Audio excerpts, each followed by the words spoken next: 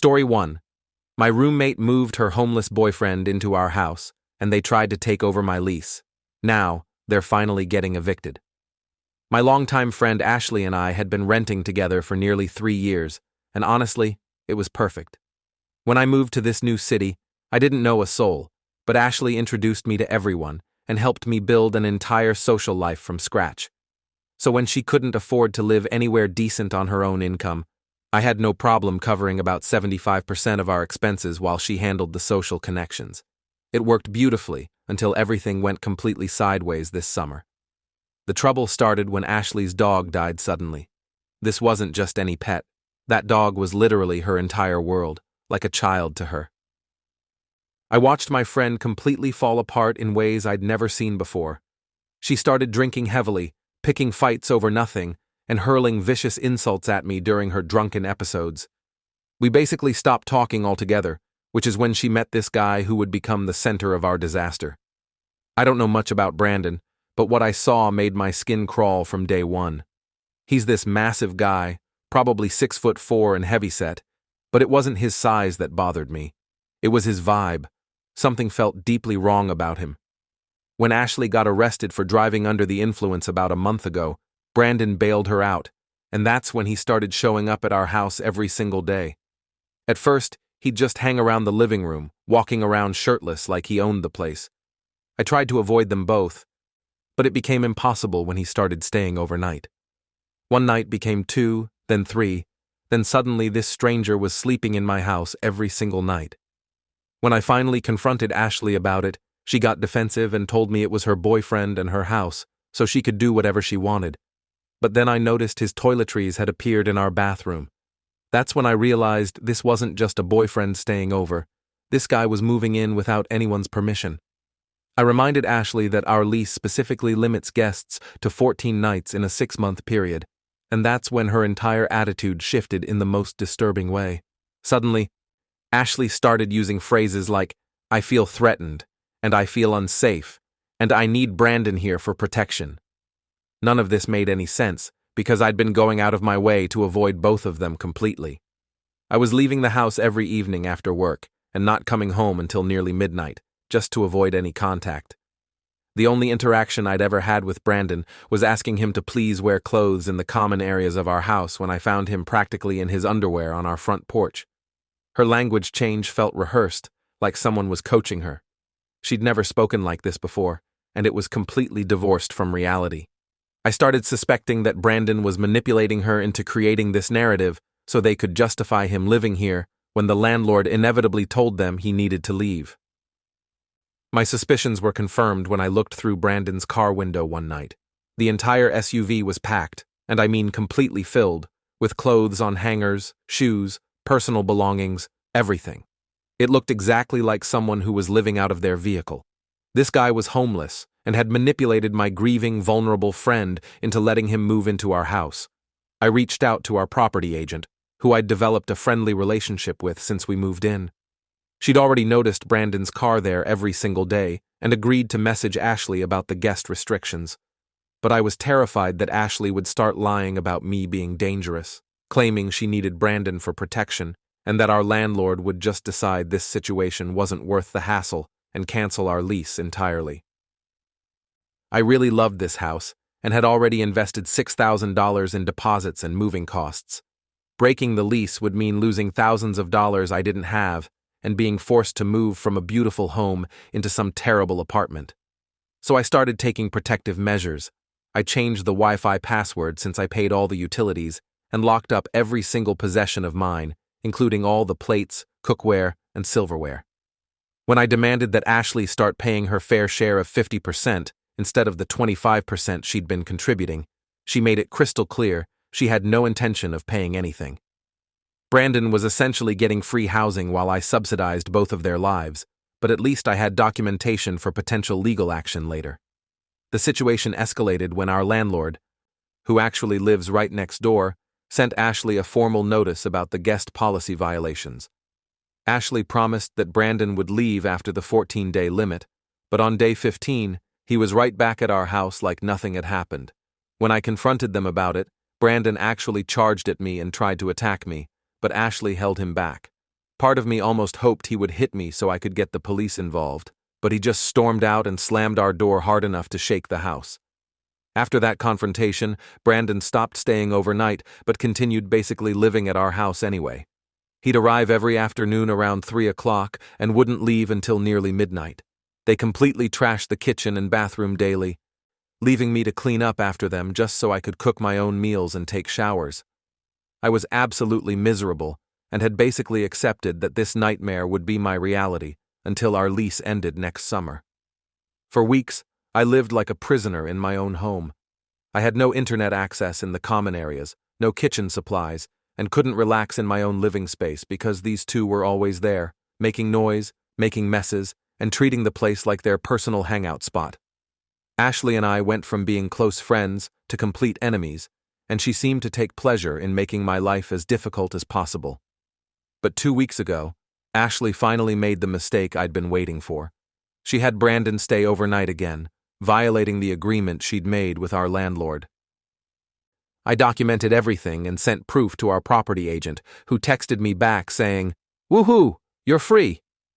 An hour later, we both received formal eviction notices requiring us to be out by the end of October.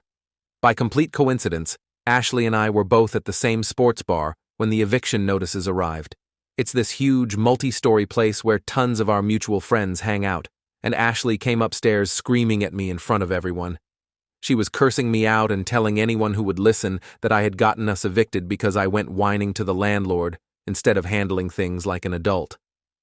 After her public meltdown, Ashley and Brandon went directly to our landlord's house to plead their case.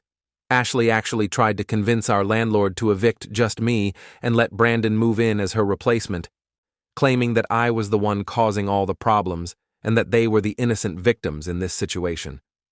The audacity was absolutely breathtaking. Fortunately, our landlord saw right through their manipulation. She offered Ashley a way to avoid having an eviction on her record, break the lease voluntarily, move out by the end of October, and absolutely no contact with Brandon in the meantime. If Brandon showed up even once more, she'd file a 7-day eviction notice, and we'd all be out within a week. For about a week after that ultimatum, both Ashley and Brandon completely disappeared. I think initially they might have hoped that if they laid low for a while, things would cool down and Brandon could start coming around again. But something must have changed in their situation, because about a week ago they showed up to pack some of Ashley's belongings from the garage, and yesterday our landlord confirmed that Ashley had agreed to break the lease. I signed a new lease agreement today, and I'll officially have my home back on November 1st. After months of living like a hostage in my own house, I can finally breathe again. I'll have my internet back, my kitchen supplies back, and most importantly, my peace and quiet back. The saddest part about this entire ordeal is losing a friendship that meant so much to me for so many years. Ashley helped me build an entire life in this city, introduced me to amazing people, and was genuinely one of my closest friends. But grief and this toxic relationship turned her into someone I don't even recognize anymore. She became selfish, mean, manipulative, and completely lost to reality. Looking back, I think Brandon saw a vulnerable woman dealing with devastating loss and deliberately targeted her. He swooped in when she was at her lowest point, isolated her from her support system, and convinced her that everyone else was the problem. It's textbook manipulation, and Ashley fell for it completely because she was too broken to see what was happening. The lesson I'm taking from this disaster is to always have a separate written agreement with roommates before signing any lease together, no matter how much you trust them. And if you're going to help someone financially, make sure you're protected legally. I could have saved myself months of misery if I'd been more careful about the business side of our living arrangement from the beginning. I also learned the value of maintaining a good relationship with your landlord. If our property agent hadn't been willing to work with me and see the situation from my perspective, I probably would have lost this house that I genuinely love. Her support made all the difference in getting through this nightmare with my housing intact. As for Ashley and Brandon, I honestly don't know where they ended up, and I don't care. They're both in their mid-30s acting like teenagers, and they deserve whatever consequences come from their choices. I just hope Ashley eventually gets the help she needs and realizes what she threw away, but I won't be holding my breath. Story 2. My ex-wife called our teenage daughter slutty for not wearing a bra at home. Now she's threatening to take me to court because I actually treat our kid like a human being. I'm a 43-year-old doctor with joint custody of my 16-year-old daughter, and my ex-wife has been making our kid's life absolutely miserable with her controlling behavior. We divorced when our daughter was just a baby, and the court awarded us 50-50 custody. I'll be honest though, being a doctor means working insane hours, and I haven't been as present as I wish I could have been over the years. When my daughter turned 13, she started coming to me with complaints about the ridiculous rules her mother enforces at their house. At first, it was small stuff that seemed incredibly nitpicky to me, like not being allowed to eat in the living room. My daughter would ask if she had to follow those same rules at my house, and I told her no. I mean, why shouldn't she be able to eat a sandwich while watching TV in her own home? As she's gotten older, the requests have escalated, but honestly, most of them seem completely reasonable to me. When she said her mom doesn't let her hang out with friends during the week, I told her that was ridiculous, and she could go out with friends as long as she had transportation. When she complained that her mom forces her to dress modestly around the house, I told her she could walk around naked for all I cared. It's her home too. The bedroom door lock situation really caught my attention though. My daughter mentioned that neither house had locks on her bedroom door, so I offered to have a locksmith come out and install one for her. I mean, teenagers need privacy, right? And when she wanted soda but her mom banned it, I just added it to our grocery order. These seemed like normal teenage privileges that any reasonable parent would allow. My ex-wife has been absolutely losing her mind over my parenting approach lately. She's been going off on both me and our daughter about how I'm letting her get away with anything and everything, and claiming that my lack of discipline at my house is causing our daughter to break rules at her mother's place. I told my ex-wife that she needs to ease up because our daughter is almost an adult and doesn't need to be treated like a toddler anymore. That comment sent my ex-wife into a complete frenzy. She went bananas on me over the phone, and then apparently went home and screamed at our daughter, calling her an undisciplined brat. Now she's threatening to take me back to court for custody if I don't straighten up my parenting, to which I told her she could kiss my ass. But some of the comments from other parents online made me realize I needed to dig deeper into what was really happening at my ex-wife's house. So I spent several hours talking to both my daughter and my ex-wife to get the full picture, and what I discovered was absolutely horrifying. First, I confirmed that there's no one else living at my ex-wife's house, no boyfriend, husband, or other children. She does host some book club once a month with adult friends, but that's it.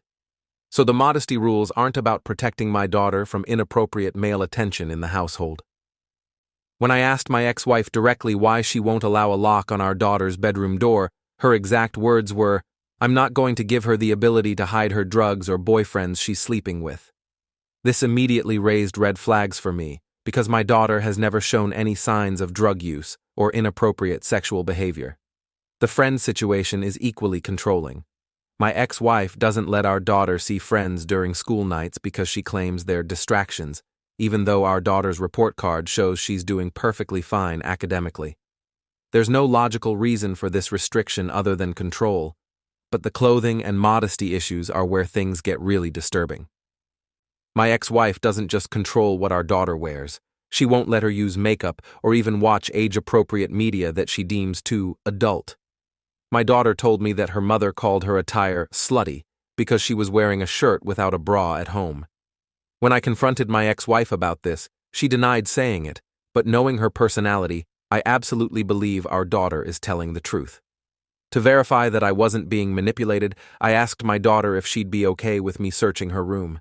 She immediately said she had nothing to hide and let me look around. Guess what I found? Nothing. No drugs, no vapes, no evidence of any problematic behavior. Just a normal 16-year-old girl's bedroom.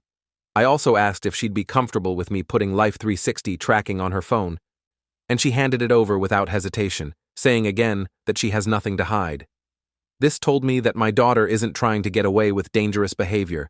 She genuinely just wants normal teenage freedoms.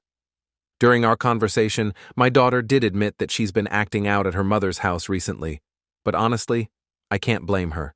She agreed to text or call me if she has issues instead of just rebelling, and promised to try respecting her mother's rules.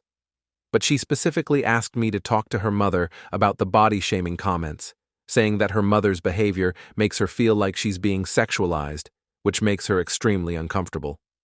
When my daughter found out that her mother was threatening to take me to court, she told my ex-wife directly that if it came to that, she would ask the judge to let her live with me full-time. That's when I knew this situation was more serious than just typical teenage rebellion.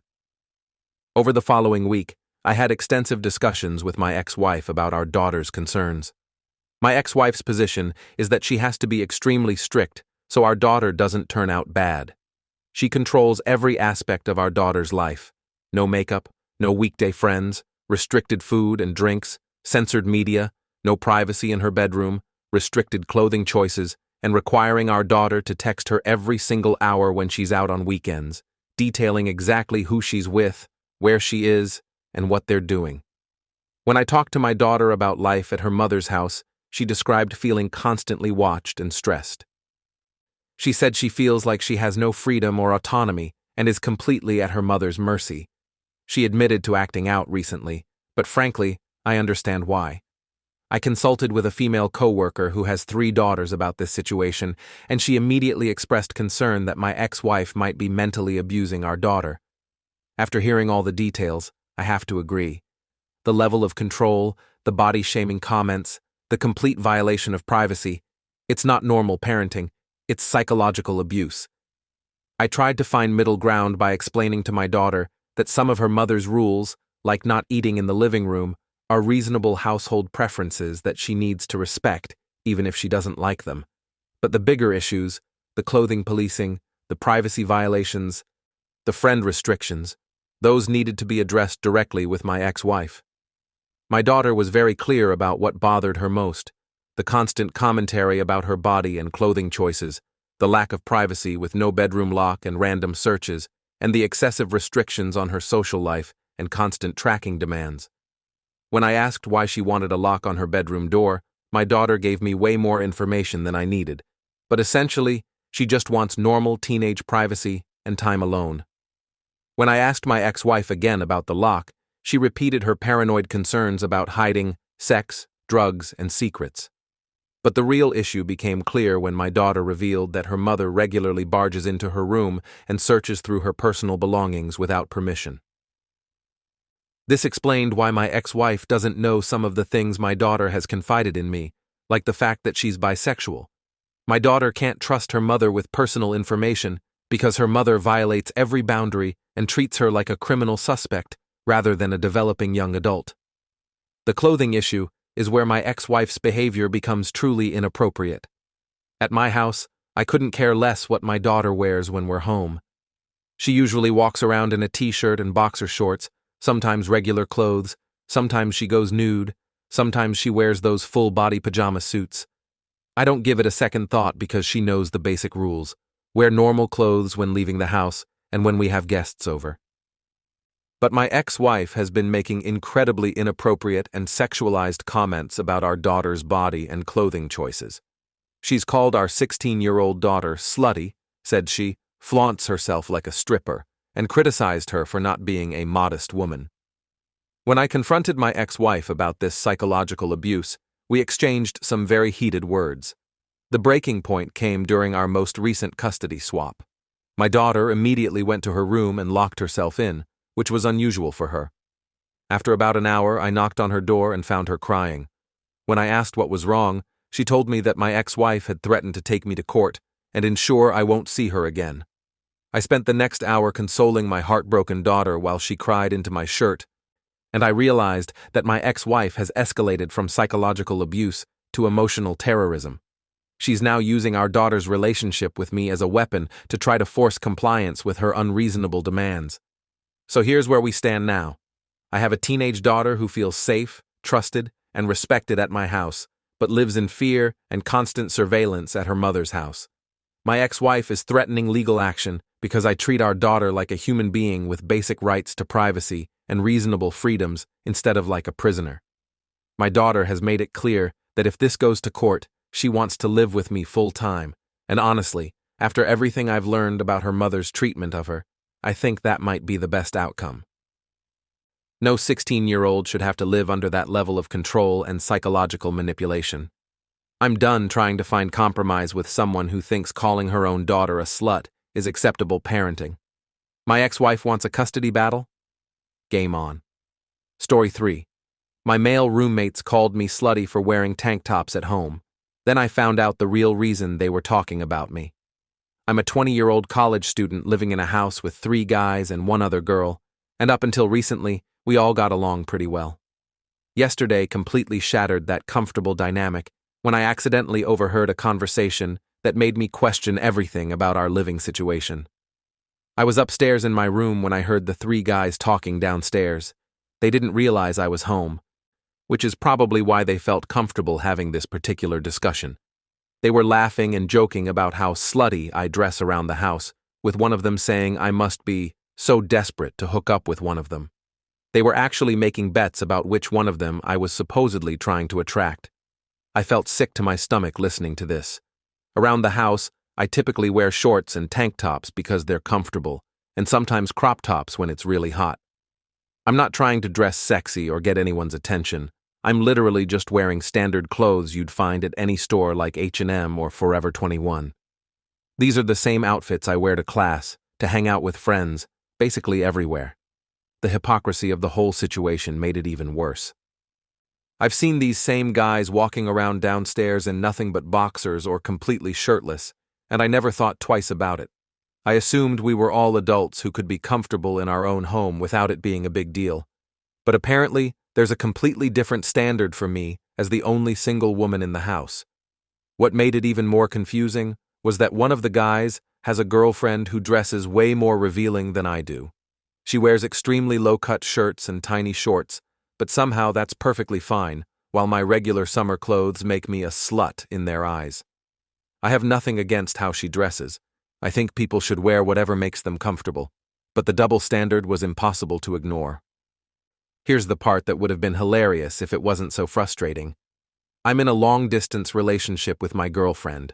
I'm gay. These guys were sitting around fantasizing about me trying to seduce them when I have absolutely zero interest in men whatsoever. Their entire conversation was based on a complete misunderstanding of who I am and what I want. The whole situation left me feeling incredibly uncomfortable about being around them. How was I supposed to act normal knowing they were constantly thinking about how much of a slut I was and analyzing my every outfit for signs that I was desperately trying to get their attention? It felt like I couldn't even exist in my own home without being judged and sexualized. I spent the next few days feeling awful about the whole thing. Part of me wanted to hide in my room and start dressing more conservatively, just to avoid their commentary, but I also knew that would be letting their inappropriate behavior control my choices. I was torn between confronting them and just trying to pretend it never happened. The comments from other people online gave me the courage I needed to address the situation directly. Instead of bottling up my feelings or changing my behavior to accommodate their sexist attitudes, I decided to talk to at least one of them about what I'd heard. I chose Tom, the roommate I felt closest to out of the 3 guys. When I heard him coming upstairs one day, I took a deep breath and asked if we could talk privately. We went into my room and started with some casual conversation. But then I gathered all my courage and told him I'd overheard their discussion about me. That's when I completely fell apart. Instead of delivering some powerful speech about sexism and respect like I'd planned, I just started crying uncontrollably. I was so embarrassed and hurt that I couldn't even get the words out properly. Tom looked absolutely devastated when he realized how upset I was. He immediately started apologizing, saying I wasn't supposed to hear any of that and that they were just being stupid. I managed to ask through my tears if that was really what he thought of me, and he said no, explaining that when Sam had brought up the topic, he knew it was wrong but didn't speak up because he didn't want to make a big deal about what seemed like harmless joking between the guys. Tom admitted that he should have called them out on their behavior and that by staying silent and laughing along, he'd allowed the situation to continue. He said he had no excuse for his behavior and kept apologizing. From what I'd overheard, it sounded like Sam and Bob were the ones making most of the nasty comments while Tom just went along with it. I explained how horrible it made me feel to be talked about that way and how the blatant sexism had really shocked me. Tom agreed that their behavior was completely inappropriate. and then he said something that explained everything. Not that it's an excuse, but you're really pretty, and I think that's why we were talking about you that way. None of us actually believed what we were saying, but I think it was just wishful thinking and we were idiots about it. So all those people who suggested the guys were attracted to me were absolutely right. They were dealing with their attraction by talking about me in degrading ways, which somehow made them feel better about the situation. I couldn't help but laugh when I told Tom that I had a girlfriend. He said that was totally cool, but then looked mortified as he realized how ridiculous they must have looked, bragging about how much I supposedly wanted to sleep with them. The irony was pretty incredible. Tom asked what he could do to make things right, and I told him I didn't want to discuss it with the other guys because I was too embarrassed, but I asked him to speak up if he ever heard anyone talking about another person that way in the future. He promised he would and apologized about 1,000,000 more times before leaving my room. I heard him go into his room briefly and then leave the house entirely. I didn't think much of it and just put on my headphones to play some games and decompress from the emotional conversation. Later that day, I opened my door to find a large cardboard box sitting right outside. At first, I thought it might be something I'd ordered and forgotten about, but it looked like a repurposed box that someone had taped shut. When I dragged it into my room and opened it, I found a beautiful bouquet of flowers and a cake with "Sorry" written on it in frosting. I'm not ashamed to admit that I cried for the second time that day, but these were much happier tears. The gesture was so unexpected and sweet that it completely caught me off guard. Looking back, I wish I could have been more assertive during the confrontation, but I'm actually proud of myself for bringing it up at all. Talking to Tom face to face about something so uncomfortable was genuinely scary, but it needed to happen. I'm still working on being more confident in difficult situations, but this felt like a step in the right direction. I do accept Tom's apology because he seemed genuinely remorseful, and this appears to be a one-time lapse in judgment rather than a pattern of disrespectful behavior. He's usually a pretty decent guy, and his reaction showed that he understood why his behavior was wrong. As for the other 2 roommates, I'm honestly not that interested in pursuing friendships with them anyway. I wasn't particularly close with Sam and Bob to begin with, so I'll probably just keep things cordial but distant going forward. Most importantly, I'm going to continue dressing however I want in my own home. Their inappropriate comments don't change the fact that I have every right to be comfortable in my living space, and I refuse to let their sexist attitudes dictate my choices. The whole experience taught me that sometimes people's negative behavior toward you has more to do with their own issues than anything you've actually done wrong. These guys were attracted to me, and instead of handling those feelings maturely, they dealt with them by talking about me in degrading ways. That's their problem, not mine. I'm grateful that at least one of them was mature enough to recognize how hurtful their behavior was and make a genuine effort to apologize. The flowers and cake were definitely overkill, but they showed that Tom really did feel terrible about the whole situation. Story 4. My dad gave the family business that I had built to my deadbeat brother, and it went about as well as you'd expect. After 12 years, I transformed my dad's deadbeat startup into an industry leader. I thought I'd finally get some sort of acknowledgement to my existence, or at least put a stop to the emotional neglect. Then came the dinner announcement that changed everything. I'll never forget the smug look on my dad's face as he casually dropped the bomb at our celebratory dinner. "Trevor will be taking over now," he announced, and instead of pointing and laughing at him, I forced a smile and raised my glass, while inside, I was screaming. 12 years of my life's work dismissed in 7 casual words. My Aunt Patricia clapped enthusiastically. My cousin James nodded approvingly, a toast I managed, my voice betraying nothing of the hurricane brewing inside me. To new beginnings. Let me backtrack. My father founded Mitchell Logistics when I was just a kid. In those early days, it was barely staying afloat. Missed mortgage payments, canceled family trips, and constant stress were my childhood memories. I remember finding my mother crying at the kitchen table one night, bills spread out in front of her like a morbid puzzle. I was only 10, but I knew something was terribly wrong. "It's just business, sweetheart," she'd said quickly, wiping her tears. "Your father will figure it out." But he didn't ever. For years, we lived on the edge of financial ruin. I started noticing the patterns early, how Dad would make impulsive decisions, trust the wrong people, and refuse to modernize. Even as a teenager, I could see the fundamental flaws in his business model.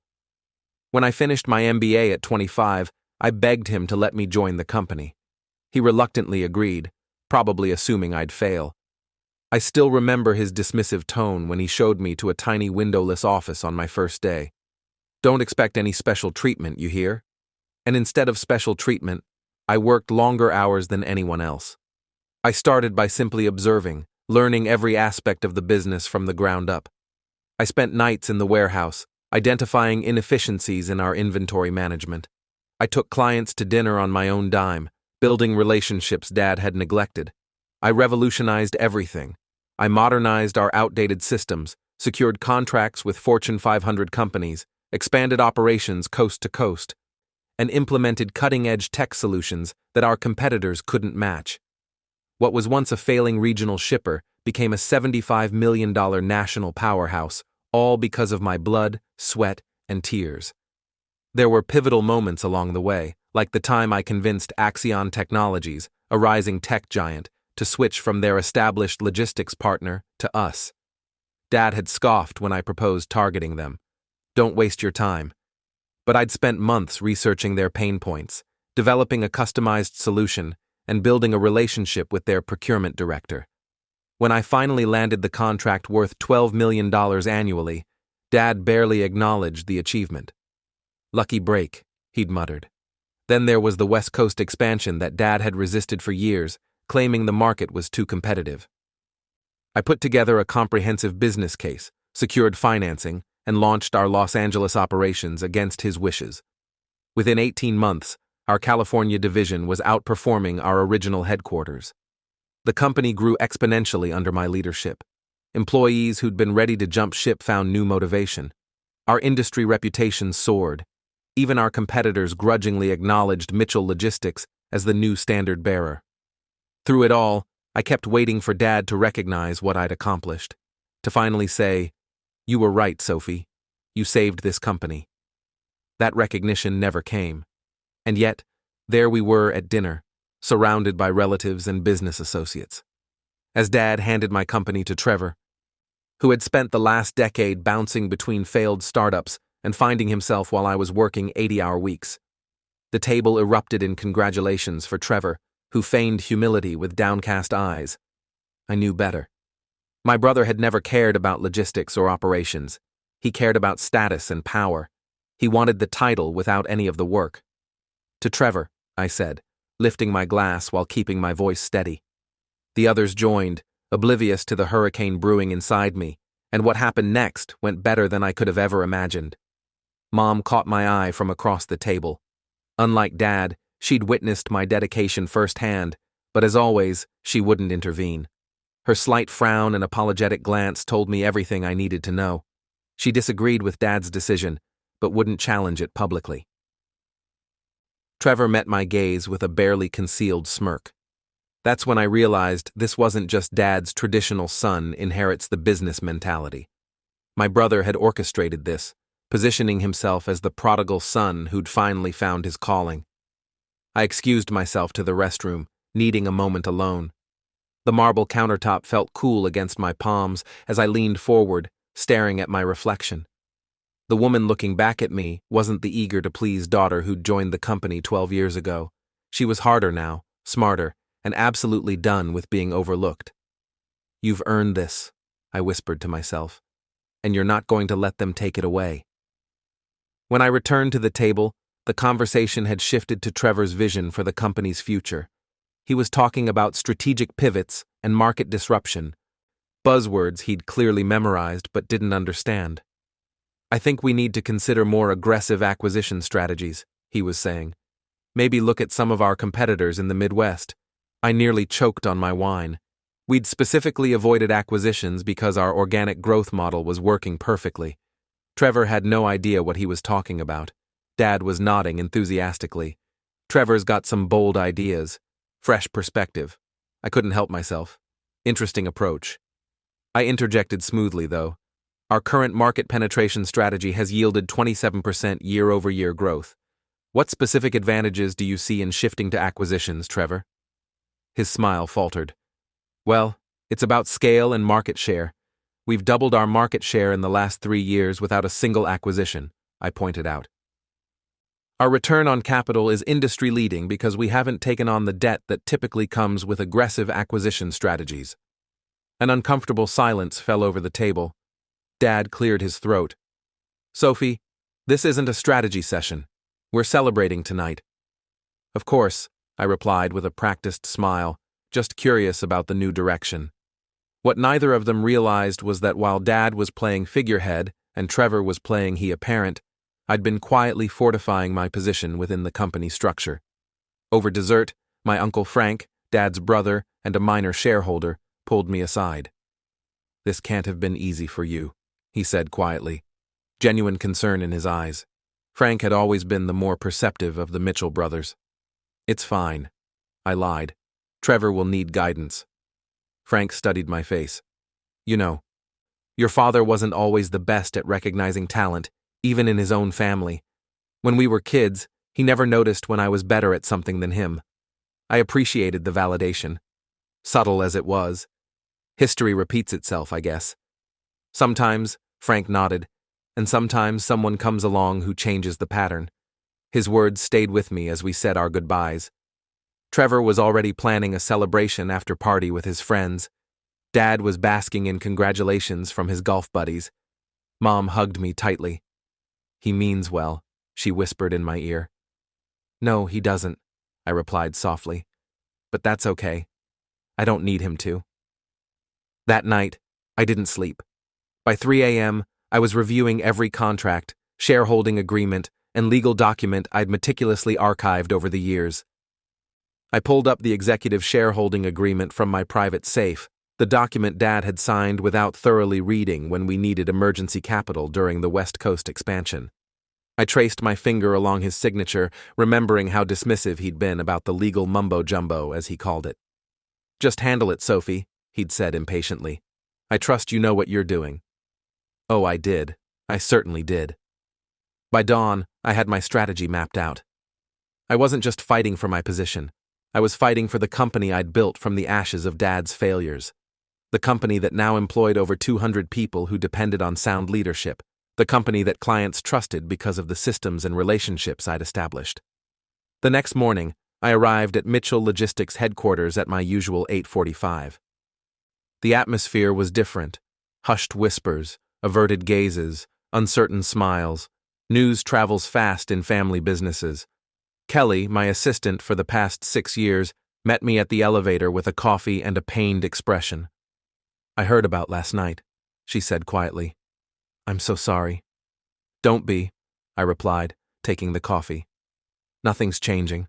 She looked confused. But Mr. Mitchell announced, Trust me, Kelly, continue as normal. I walked confidently to my office and prepared for the confrontation I knew was coming. At precisely 9, there was a sharp knock at my door. Dad strode in like he owned the place. Ironic, as you'll soon see. With Trevor trailing behind in an expensive suit that probably cost more than most of our employees make in a month. Sophie, Dad began authoritatively, I assume you're aware of the transition happening today. Transition? I repeated calmly. Interesting choice of words. Trevor will be stepping in as CEO, he continued. We'll need you to handle the handover before you move on. I arched an eyebrow. Move on, Dad. I think there's been a misunderstanding. His expression hardened. This isn't up for debate. The decision has been made. I smiled then. Not my usual accommodating smile, but something sharper. Actually, it is up for debate. And more importantly, it's not your decision to make. Trevor scoffed. Don't make this difficult, Sophie. Difficult? I echoed. No. Difficult was saving this company when it was $1.2 million in debt. Difficult was working 80-hour weeks while you were island hopping in Greece. This? I gestured between us. This is just business. Without responding further, I picked up my remote and turned on the conference screen. A document appeared. Our executive shareholders' agreement from 2016 signed by all 3 of us. Dad's face pad slightly. Do you even know what this document is? I asked Trevor. Some shareholders thing? He guessed lamely. Yes, a shareholders agreement that clearly states any executive leadership change requires approval from all majority shareholders. I paused for effect, and I currently hold 62% of company shares. The silence was deafening. I could practically hear the gears turning in Dad's head as he tried to remember how this had happened. That's impossible.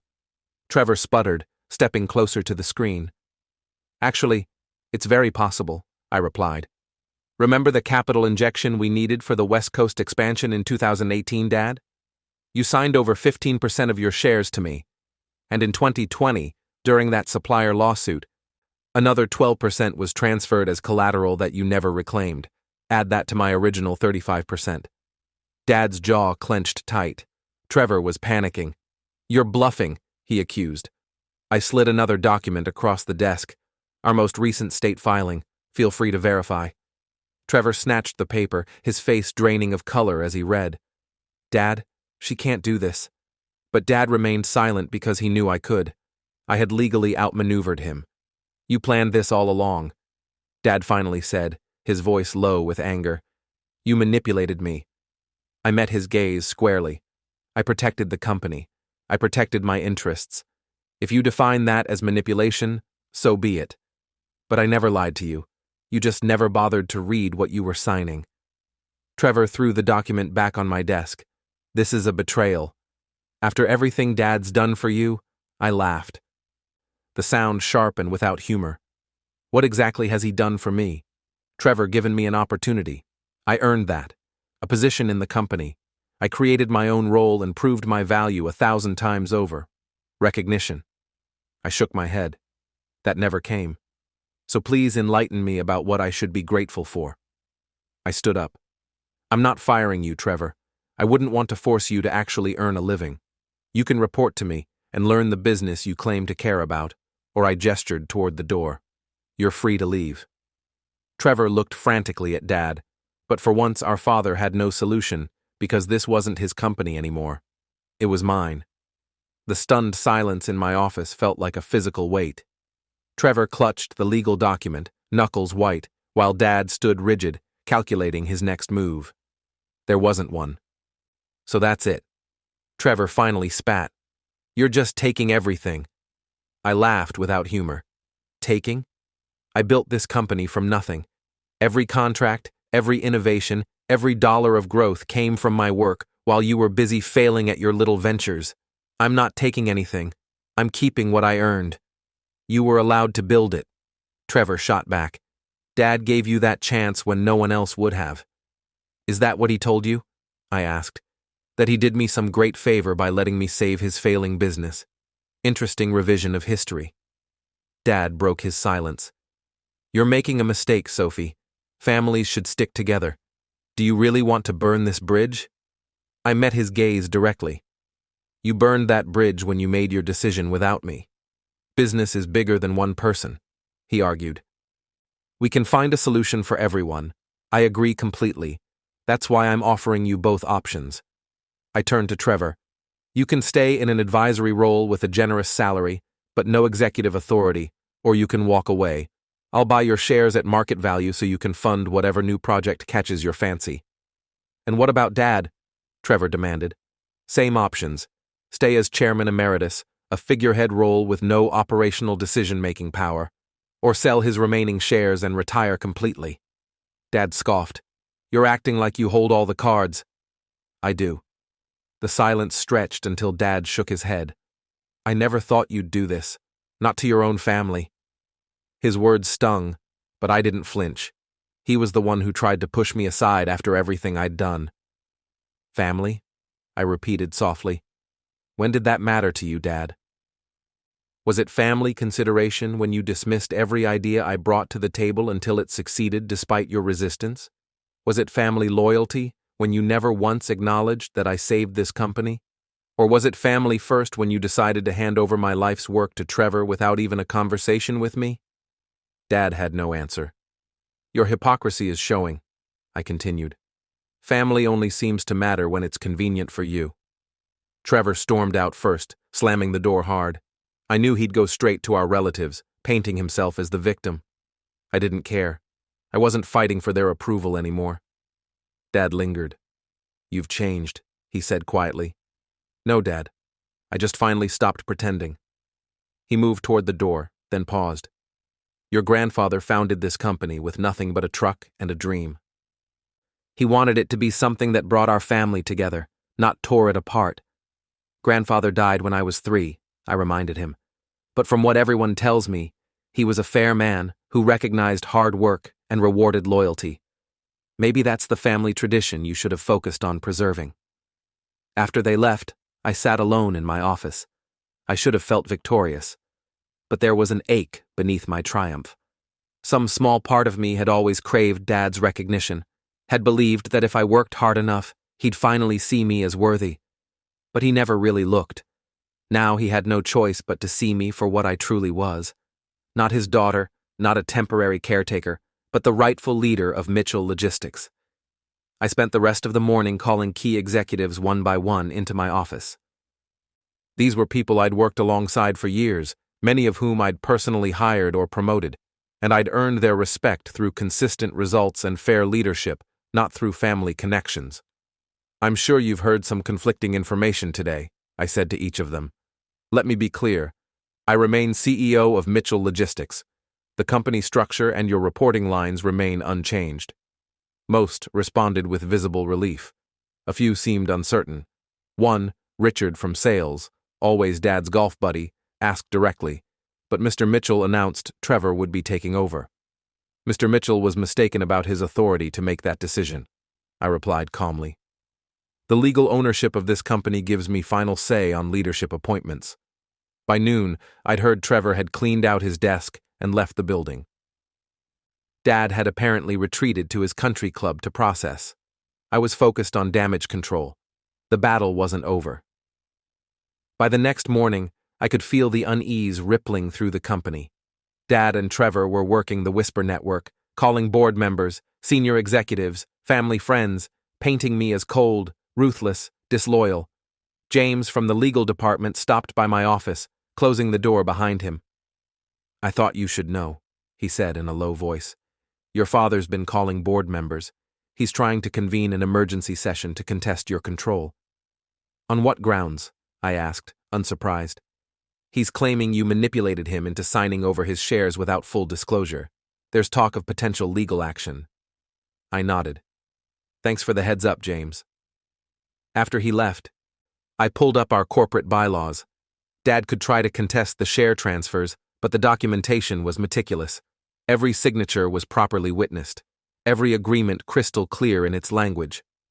I called an emergency executive meeting that afternoon. "Let's not waste time," I said, as I took my seat at the head of the table. "I know there have been conversations happening behind closed doors." I let my gaze sweep the room, watching people shift uncomfortably. I pulled up our performance metrics on the screen. Facts. I built this company from a struggling regional business to a $75 million industry leader. Under my leadership, we've seen 300% revenue growth and expanded into 6 new markets. I turned to our CFO, Mark. "Is there any financial indicator suggesting this company is struggling under my leadership?" After a moment's hesitation, he shook his head. "Number. In fact, projections show another 20% growth next quarter." "So, let's be honest," I continued. "My father and brother aren't upset because the company is failing.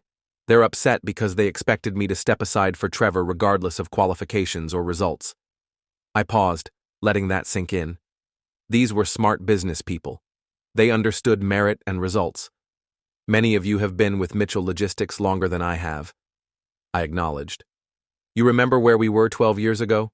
Constantly behind on vendor payments, losing clients to competitors, struggling to make payroll. Would anyone argue that we're not in a vastly better position today?" No one spoke up. Then I dropped the bombshell. "I also know some of you have been approached in the last 24 hours with incentives to push for my resignation. If anyone would like to disclose those conversations, now's your chance." After an uncomfortable silence, one executive cleared his throat. "Your father called me. He said he's considering a formal appeal to the board. And did he offer anything in return for your support?" A slow, reluctant nod. "There it is," I said, standing. "My father built this company and I respect that. But I took it further than he ever could, and I won't let him manipulate it from the outside. I let my voice drop lower. If he wants a fight, he'll get one. If anyone here believes my father and brother deserve control, make your move now. Silence. No one moved. Good. I straightened my shoulders. Then let's get back to work. We have a company to run. As they filed out, my head of HR lingered. The employees are confused, she said. They need to hear directly from you. She was right. I scheduled a company-wide address for the following morning. That night, I made my own call to a journalist I knew at the Wall Street Journal. By morning, every major business publication had the same headline: Power Shift at Mitchell Logistics. Sophie Mitchell outmaneuvers family in boardroom battle. The article painted me as a business wunderkind who had transformed a failing company into an industry leader, only to face a patriarchal coup attempt. It mentioned my MBA, my innovations, the growth statistics under my leadership. It also subtly highlighted how Trevor had explored various career options while I was building the Mitchell empire. Dad's counterattack came by noon. A press release about my character and leadership style. The business media picked it up immediately. Was Sophie Mitchell too aggressive? Would her lack of cooperation hurt the company? They talked as if I wasn't already planning my next move. I called an old college friend in investigative journalism and sent over documents showing questionable business practices at Mitchell Logistics under my father's leadership. Practices I'd spent years quietly correcting: tax inconsistencies, regulatory compliance issues, vendor payment manipulations that had bordered on fraud. I hadn't wanted to expose these problems. They were family laundry I'd preferred to keep private, but Dad had forced my hand. The story broke within 24 hours behind Mitchell Logistics' success: how Sophie Mitchell saved company from financial mismanagement. The narrative shifted instantly. The board stopped questioning me. The investors regained confidence, and my father had nowhere to hide. 2 days later, he finally called. "Sophie," he said tightly, "we need to talk, do we?" After a pause, "You didn't have to do that." I laughed. "Neither did you. This company was supposed to be a legacy for both of you." "If you wanted me to protect the legacy," I replied quietly, "you should have trusted me with it. Instead, you tried to take it from me." Another long silence. "What happens now?" "Now I make sure no one can ever touch my company again." Dad agreed to retire completely. We negotiated a generous package for him. Trevor took his buyout and disappeared to start some tech venture in Austin. The war was over. I won, but victory felt hollow. I found myself working even longer hours, pushing harder, growing faster, as if still trying to prove something to someone who wasn't even there anymore. A month later, Mitchell Logistics looked completely different. Board members who sided with my father gone. Executives who questioned my leadership replaced. The company had always thrived under my guidance, but now it was truly mine.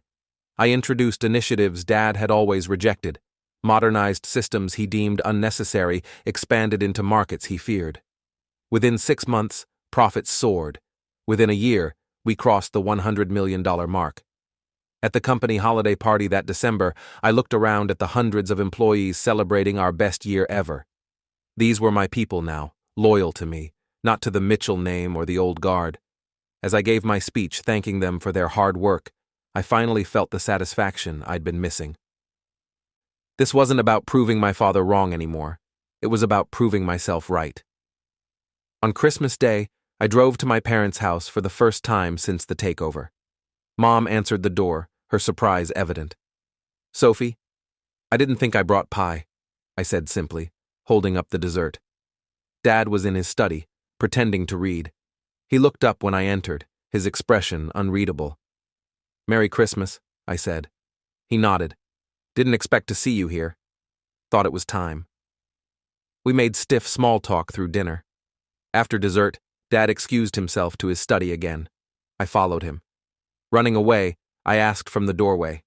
He sighed heavily. "What do you want from me, Sophie?" "An apology?" "Fine. I'm sorry. I don't want an apology. I want you to understand why I did what I did." "Because you always needed to be in control," he said dismissively. I shook my head. "Because I earned it. Because I deserved it. because the company deserved better than a leader who got the job through nepotism. Trevor could have learned, he argued. In 12 years, he never once showed interest in learning. I countered. He wanted the title, not the responsibility.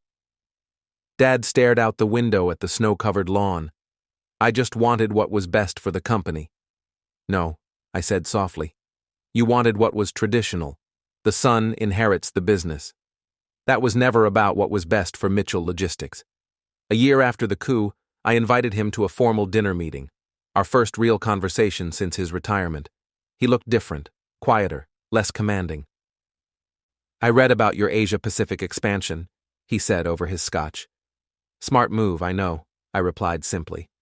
A ghost of a smile touched his lips. There was no tension anymore, just the simple truth.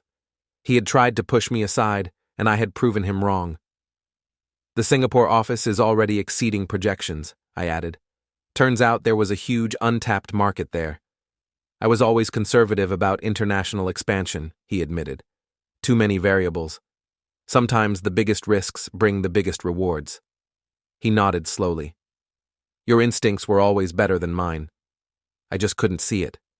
It was the closest thing to an acknowledgement I'd ever received from him. He lifted his glass to Mitchell Logistics. When I clinked my glass against his, I felt neither anger nor resentment, only peace. I had already won, and I no longer needed his approval to know it. Trevor reached out a few months later. His Austin venture had failed. Something about an app for luxury pet services. He wanted to come back to Mitchell Logistics. There's always a place for family, I told him. But you'll start where everyone else does. At the bottom, no shortcuts this time. Surprisingly, he accepted. He's working in our sales department now, learning the business the way I should have been allowed to, through hard work and merit-based advancement. Today, sitting in my corner office, overlooking the city where I built my empire, I reflect on what this journey taught me. Family can be your greatest adversary. Loyalty must be earned, not expected. Power is never given, it's taken. And sometimes the best validation comes not from seeking approval, but from building something so undeniable that no one can ignore your worth. I have no regrets. Story 5. Parents threw me away like garbage when I was 7 to focus on their new baby. Now they're desperately calling because their perfect daughter is ruining their lives and humiliating them in public. I received a call from my biological parents last week that left me questioning everything. They abandoned me when I was 7 years old, and now they want me back in their lives because their perfect daughter turned out to be not so perfect. For context, my early childhood was a blur of cold shoulders and empty rooms. My parents were in their early 20s when they had me. My dad worked at a law firm while my mom was finishing her master's degree. I don't have many memories of them smiling at me or playing with me. Most of what I remember is their backs as they walked away to do something more important. At home, I was an afterthought. My lunch would sometimes be forgotten.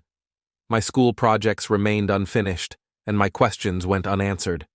But at family gatherings or when their friends came over, everything changed. My mom would fix my hair, put me in nice clothes, and pretend we were the perfect little family.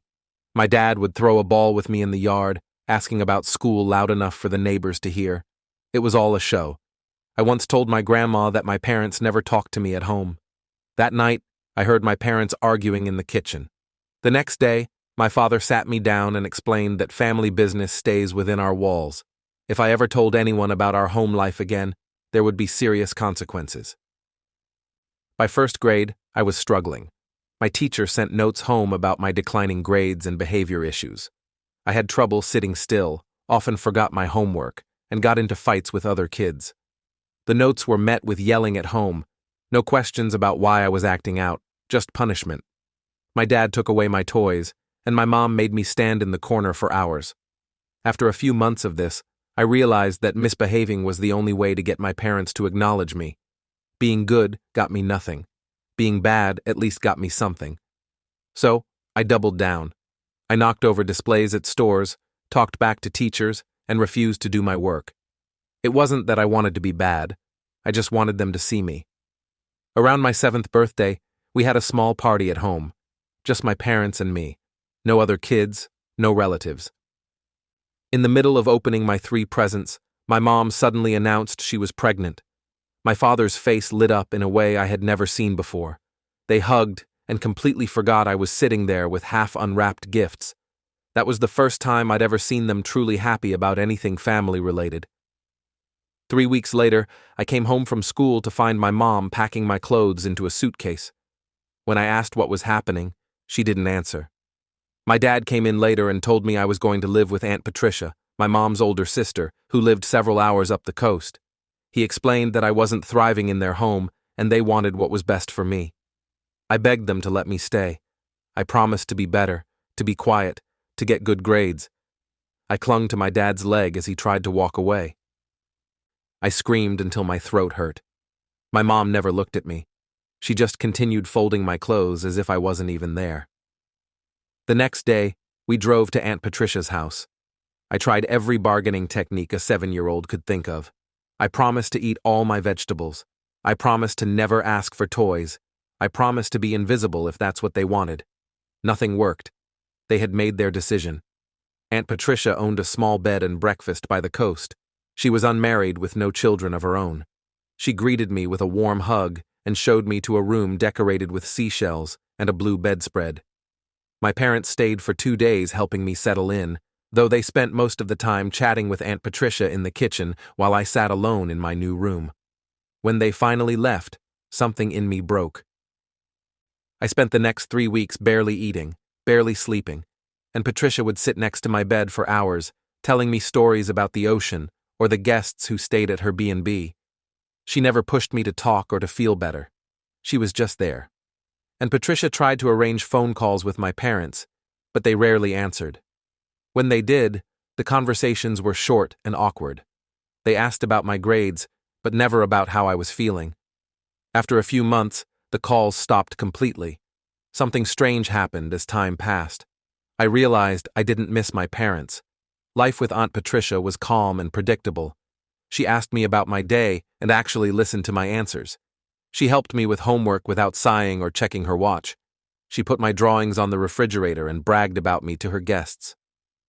I started helping around the B&B, carrying towels to rooms and setting the table for breakfast. Aunt Patricia paid me a small allowance, which made me feel grown up and responsible.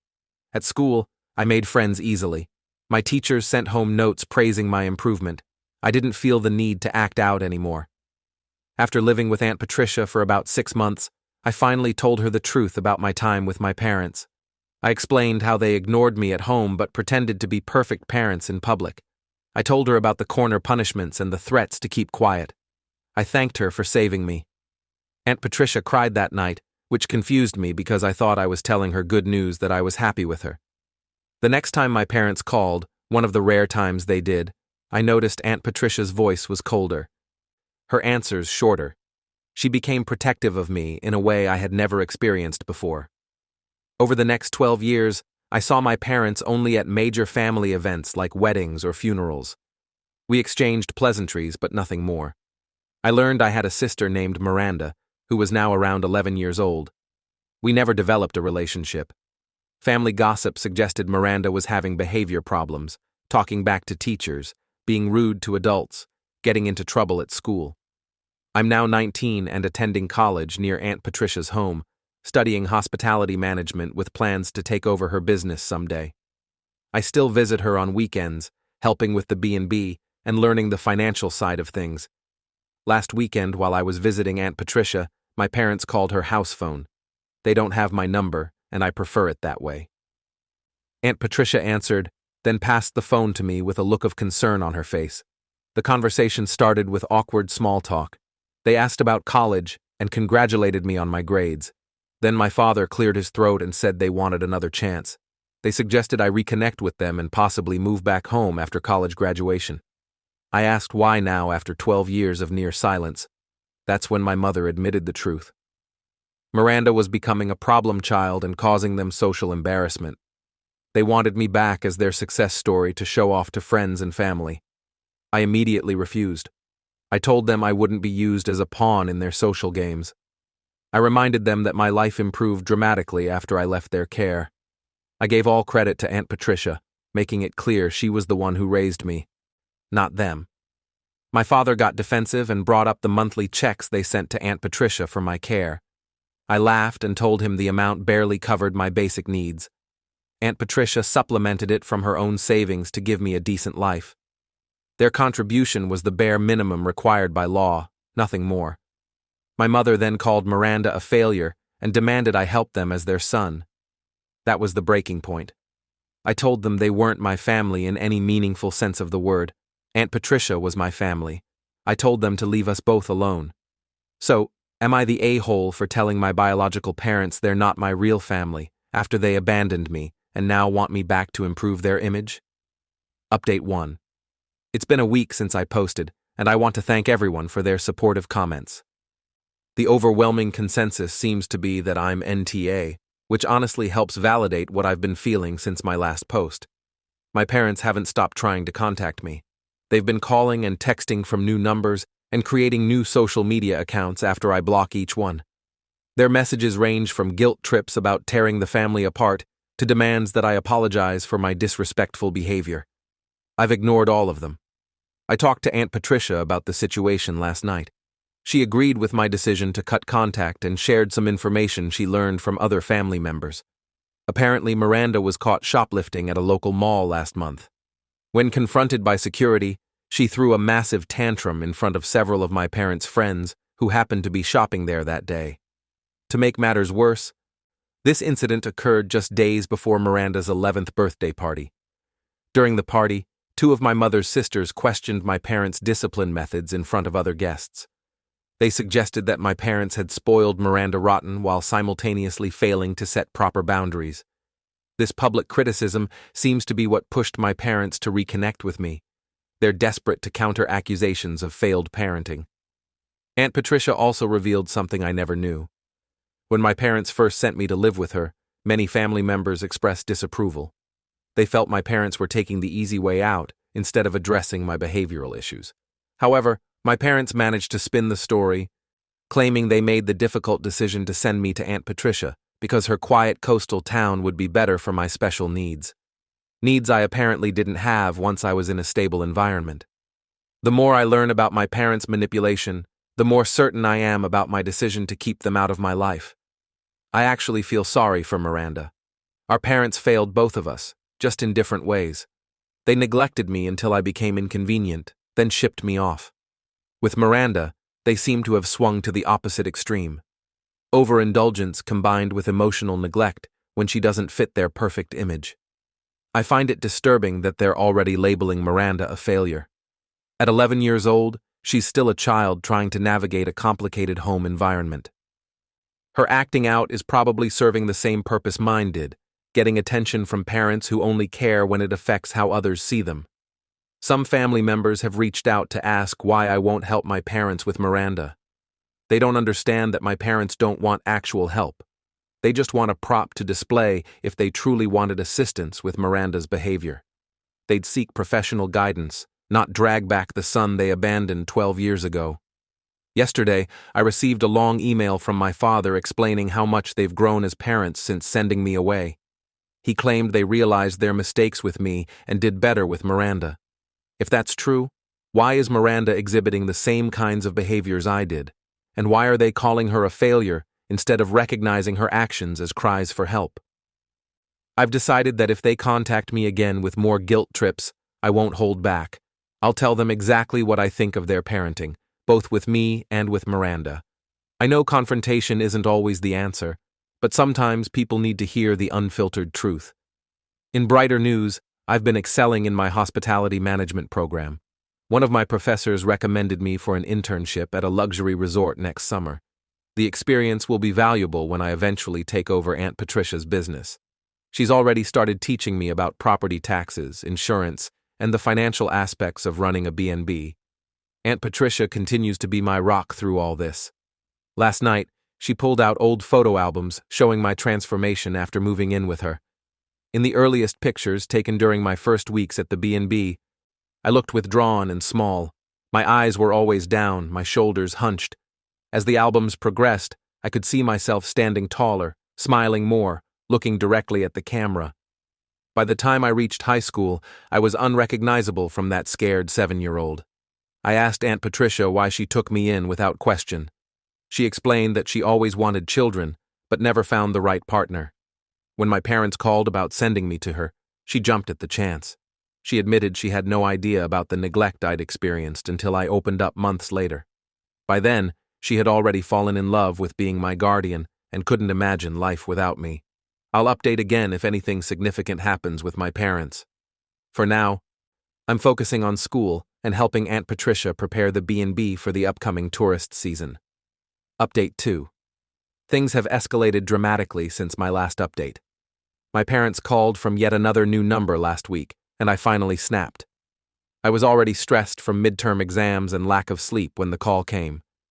When I heard my father's voice demanding I apologize for my disrespect, something inside me broke. I started yelling, really yelling, for the first time in years. I told them they earned no title as parents. I made it clear that Aunt Patricia was my family, the person who attended every school play, helped with every project, and celebrated every accomplishment. I reminded them that their monthly support checks were barely enough to cover basic necessities, while Aunt Patricia dipped into her retirement savings to give me a good life. I pointed out that they failed Miranda the same way they failed me, just differently. While they neglected me entirely, they apparently spoiled Miranda without providing discipline or emotional support. I told them they were the real failures, not me, not Miranda. My mother tried to defend themselves, claiming Miranda's shoplifting was a one-off incident that didn't reflect their parenting. I laughed and asked if they remembered my behavioral issues that mysteriously disappeared as soon as I moved in with someone who actually parented me. That's when I hit them with what I believe is the truth. They don't care about being good parents. They only care about appearing to be good parents. Their entire relationship with both their children has been about maintaining their social image. This triggered something in them. They started screaming insults about how ungrateful I was, how they sacrificed so much for me. The conversation ended with my father shouting that they were glad they sent me away because I wasn't good enough and they happily chose Miranda over me. After they hung up, I expected to feel upset or angry. Instead, I felt nothing. Their words couldn't hurt me anymore. Their final outburst only proved my point. They lashed out when confronted with truths they couldn't refute. I do regret one thing. I wish I could help Miranda. She's stuck in that house with parents who care more about appearances than her well-being. At 11 years old, she's already being written off as a problem instead of receiving the support she needs. Aunt Patricia suggested that my confronting my parents might actually benefit Miranda in the long run. Now that I've called them out directly, they might realize they're following the same destructive pattern with her. It's a slim hope, but it's something. In an unexpected development, my father's parents, grandparents I rarely saw, even before being sent away, reached out to me. They've been hearing bits and pieces of the situation from various family members and wanted to hear my side directly. We've arranged to meet for lunch next week. I'm nervous, but also curious to hear their perspective. The confrontation with my parents seems to have rippled through the extended family. According to Aunt Patricia, people are starting to question the narrative my parents have been spinning for years. The timing of their reaching out to me right after Miranda's shoplifting incident didn't go unnoticed. I don't take pleasure in their social discomfort, but there's a certain justice in the truth finally coming to light. They spent years crafting an image of themselves as selfless parents who made a difficult choice for my benefit. Now that facade is crumbling and they're facing the consequences of their actions. For now, I'm focusing on finishing the semester strong and helping Aunt Patricia prepare for the summer tourist season. Her B&B is booked solid from June through August, and we've been updating the website and reservation system to handle the increased traffic. I've also been thinking about my future more concretely. While I still plan to take over Aunt Patricia's business eventually, I'm considering expanding it. The property next door went up for sale recently, and we've discussed the possibility of purchasing it to add more rooms or possibly a small restaurant. As for my relationship with my parents, I believe that chapter of my life is closed for good. Their final words made their feelings clear, and I have no interest in subjecting myself to more of their manipulation and emotional abuse. I'll update again after meeting with my grandparents, or if there are any significant developments with Miranda. Update 3. It's been 2 months since my last update, and so much has changed that I hardly know where to begin. After my heated confrontation with my parents, they finally stopped trying to contact me. According to family gossip, they've been struggling to convince relatives that Miranda's shoplifting was just a one-time thing. Several teachers from her school have called about her disruptive behavior in class, which has made it difficult for my parents to maintain their perfect family narrative. The most significant development involves Aunt Patricia. After 12 years of keeping relatively quiet about why I came to live with her, she finally started telling family members the truth. She revealed that my parents essentially discarded me because they didn't want me anymore after conceiving Miranda. She explained how my behavioral issues magically resolved within months of moving in with her, suggesting they were reactions to neglect rather than inherent problems. This revelation spread quickly through the family. Combined with my parents' current struggles with Miranda and their defensive reactions when questioned, it created a significant shift in how relatives view them. Many family members who previously believed my parents' version of events have reached out to apologize for not seeing the truth sooner. My lunch with my grandparents, my father's parents, turned into a 3-hour conversation. They admitted they had suspicions about my parents' treatment of me, but never felt they had enough evidence to intervene. After hearing my first-hand account of my childhood and seeing how I thrived with Aunt Patricia, they expressed deep regret for not taking action sooner. What happened next surprised everyone. My grandparents, concerned about history repeating itself with Miranda, decided to petition for temporary custody. They gathered evidence from multiple sources: my story, Aunt Patricia's observations, reports from Miranda's teachers, and accounts from other family members who witnessed concerning interactions between Miranda and our parents. The judge granted them temporary custody pending a full hearing. Miranda moved in with them last month. According to my grandparents, she seemed numb at first, but has slowly begun to adapt to their more structured environment. They're pursuing permanent custody with visitation rights for my parents. The most unexpected outcome of all this has been my relationship with Miranda. Shortly after moving in with our grandparents, she reached out to me through their phone. She told me our parents had always forbidden her from contacting me, telling her I was a bad influence who would corrupt her. We've talked several times now, and I'm cautiously optimistic about building a relationship with her. She's understandably confused and hurt by recent events, but she seems genuinely interested in getting to know me. I've been careful not to badmouth our parents directly, but I've been honest about my experience when she asks specific questions. Aunt Patricia has invited Miranda to visit the B&B for a weekend next month. Our grandparents are supportive of this plan, thinking it might help Miranda see that there are different types of family structures and relationships.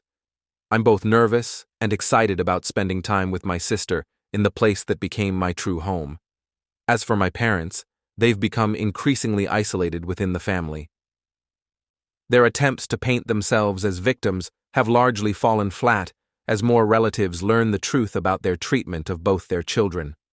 I heard they're considering moving to another state for a fresh start, which sounds eerily similar to their solution when I became inconvenient. I'm not sure if this is my final update on this situation.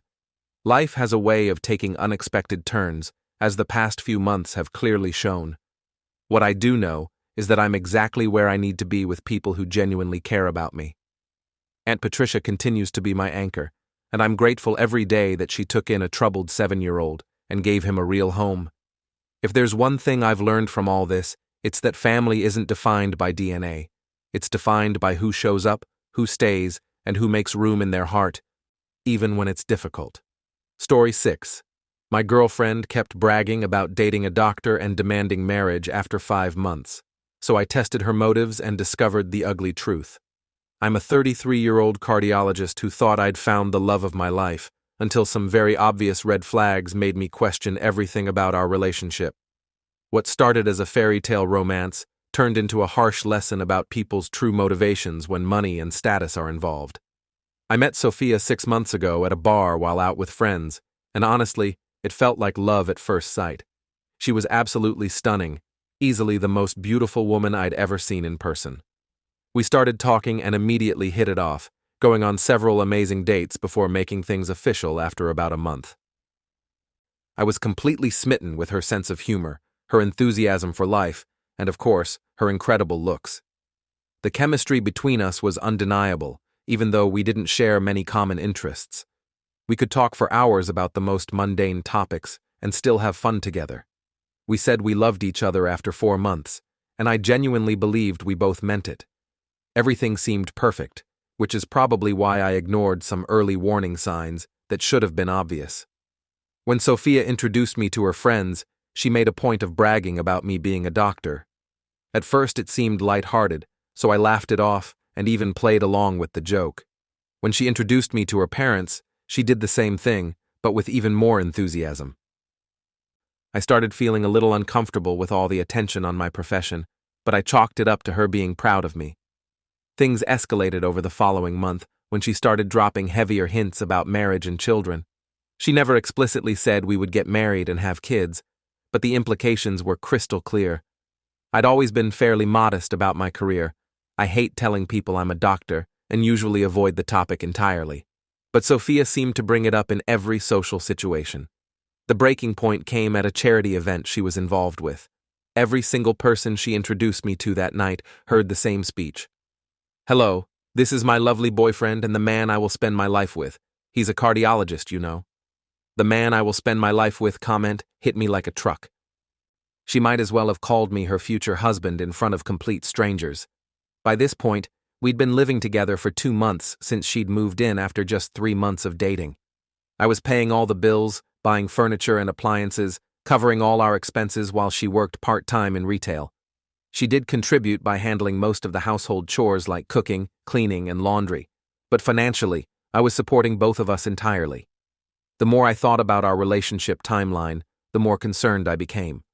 We barely knew each other, yet she was already talking about spending her life with me and constantly highlighting my profession to everyone we met. She'd told me she wanted to be a stay-at-home mom like her own mother, which meant she was looking for a provider rather than a partner. I started researching the warning signs online and found a detailed breakdown that perfectly described our situation. The 7-year age gap between a 25-year-old retail worker and a 33-year-old cardiologist represented vastly different life stages and goals. Our lack of common interests, while not necessarily a deal-breaker, suggested we might not have much substance beyond physical attraction. The short courtship timeline was another major red flag. Moving in together after 3 months is generally considered too fast because neither person really knows what they're getting into. Most concerning was how she introduced me as the doctor to everyone, not just her parents, which would be understandable, but to friends, acquaintances, and total strangers at social events. The income disparity created an obvious power imbalance, and her hints about marriage and kids after just 5 months seemed premature at best. When I learned that she'd never had any long-term relationships before me, only brief flings lasting a few months each, I realized the common denominator in all those failed relationships was her. Most telling was our financial arrangement. She wasn't contributing meaningfully to our shared household expenses, and I'd somehow defaulted into the provider role without ever discussing it. She would make passive comments about things she wanted, like mentioning how nice a designer purse looked, or texting me pictures of expensive items with their prices, and I'd end up buying them for her. I decided to test my suspicions by taking her to a mediocre restaurant instead of the expensive places we usually went. Her immediate disappointment and annoyance when I explained I didn't want to spend hundreds on a meal that night told me everything I needed to know. She was visibly unhappy throughout dinner, even though the food was perfectly good. When we got home, I told her we needed to discuss our future plans. I explained that we should cut back on luxury spending and start saving for retirement and other investments. She was clearly upset by this suggestion, which confirmed that she'd become accustomed to a lavish lifestyle funded entirely by my income. Next, I told her I wasn't interested in getting married or having children anytime soon. This wasn't a lie. I genuinely felt we were moving too fast and needed more time to really know each other. Her reaction was explosive. She started yelling about how I was getting older and wouldn't be able to have a family much longer, and accused me of stringing her along without committing. That comment made me realize how skewed her perception of our relationship was. I'd let her move in with me, paid all her expenses, bought her expensive gifts constantly, and remained completely monogamous. What more commitment could there be besides a wedding ceremony? But apparently, the legal and financial benefits of marriage were what she was really after. When I suggested we could get married in a few years if things continued going well, she demanded we get engaged immediately and be married within the next year. I told her we could consider an earlier timeline, but only with a prenuptial agreement to protect both of our interests. She completely lost her mind at the mention of a prenup, screaming that I didn't trust her and thought she was beneath me. That's when I laid out all the evidence that had been building up: the income disparity, the rushed timeline, her constant need to introduce me as a doctor, her short relationship history, and her current behavior proving she was more interested in my money than in me as a person. I told her we were done. She broke down crying and became almost incoherent, but I called one of her friends to pick her up, and she left without much protest. I offered to help her find an apartment and cover her expenses for a month to help her get back on her feet, even though I knew she'd been using me. Over the next few days, she kept texting, asking to come home, and I agreed to let her return so I could serve her with proper eviction notice. Despite everything, the past 5 months had been enjoyable in many ways, and I felt helping her transition out was the decent thing to do. Looking back, I realize I was just as shallow as she was, in my own way. I was attracted to her primarily because of her looks and amazing chemistry in bed, just like she was attracted to me primarily for my money and status. The difference was that I genuinely thought I loved her as a person, while she seemed to love the lifestyle I could provide. The experience taught me that financial success makes you a target for people with ulterior motives, and I need to be much more careful about potential partners' true intentions. It also showed me the importance of taking relationships slowly and really getting to know someone before making major commitments like moving in together. I'm grateful we discovered this incompatibility after 5 months rather than after years of marriage, when divorce would have been much more complicated and expensive. Now I know to look for someone who shares my values and interests, not just someone who's attracted to my bank account. The whole situation was a wake-up call that even educated, successful people can fall for manipulation when they're blinded by physical attraction and the excitement of a new relationship. Next time, I'll be using my brain instead of my other body parts to make important relationship decisions. Story 7. My rich classmate harassed me for being an immigrant, then publicly accused me of being fraud. So I exposed his family's dark secret to everybody. Months later, he was back begging me for help. I don't if I should shut the door or help. I was 7 when my immigrant parents broke their backs to get me into a private school. My mom scrubbed homes for years, and my dad delivered food around the clock, sleeping 4 hours a day, all because they believed in me and wanted me to have the opportunities they never did. I loved them more than life, but there was always one thing preventing me from feeling like I belonged, and it was where I was from. We had just moved from Pakistan, and my accent stuck to me like a shadow. At school, kids would ask me to say words, not because they were curious, but because they wanted to laugh. Say refrigerator again, they'd snicker. Say library. I told my parents it was fine, that I was adjusting. I could see their hearts breaking. My dad would kiss the top of my head and say, "Your voice will go further than their laughter ever could." And he was right, because by 8th grade, I had studied so hard. I was tutoring half my class. By 10th grade, I was designing lesson plans for my school's ESL program. I built a name for myself. The teachers adored me. Even some students who used to laugh at me did too. But then came junior year, and the new kid, Bryce. He walked in with a Rolex, a known last name, and a sense of entitlement that showed he had never once heard the word no. On his first day, he raised his hand in biology and said, "Can I partner with Miss India over there?" Loud enough for everyone to hear, loud enough to make me feel like I was 7 again, but he never got in trouble for it. His dad had donated a new gym scoreboard to get him out of it, and this became a pattern. Bryce would humiliate me, and his dad would throw money at the school to get him off the hook. As you can tell, Bryce loved torment me. He left bacon in my locker, would fake yawn whenever I spoke in class, say, "Your English is giving me jet lag." The worst part was he never said my name. Instead, he'd call me Chutney Girl, Taliban Barbie, and so on. One day during class, Bryce whispered to Arrow, "Here comes ISIS 2.0. When the teacher called on me, and no one said anything, not even the people I thought were my friends. Still, I kept showing up, kept getting straight A's, Kept finding the people who saw past the hijab and the accent and the name. I think the main reason Bryce hated me was because I was smarter that no matter how many times he smirked or sneered, he couldn't beat me in grades. And by senior year, it was official. I was valedictorian, and he came in second. His locker got slammed so hard that day, it broke. A week later, I was in a meeting with our principal who said it was tradition for the runner-up to introduce the valedictorian at graduation. Bryce would be introducing me. I nearly laughed. The principal said he knew about our history and could have someone else introduce me instead. I just smiled and said, "He deserves that spotlight. Let him speak." He was told to write a speech celebrating me, my accomplishments, my character, my name, which, by the way, he still couldn't pronounce. He practiced for weeks. I heard him in the hallway muttering, "Maha, Mahara, Mahira."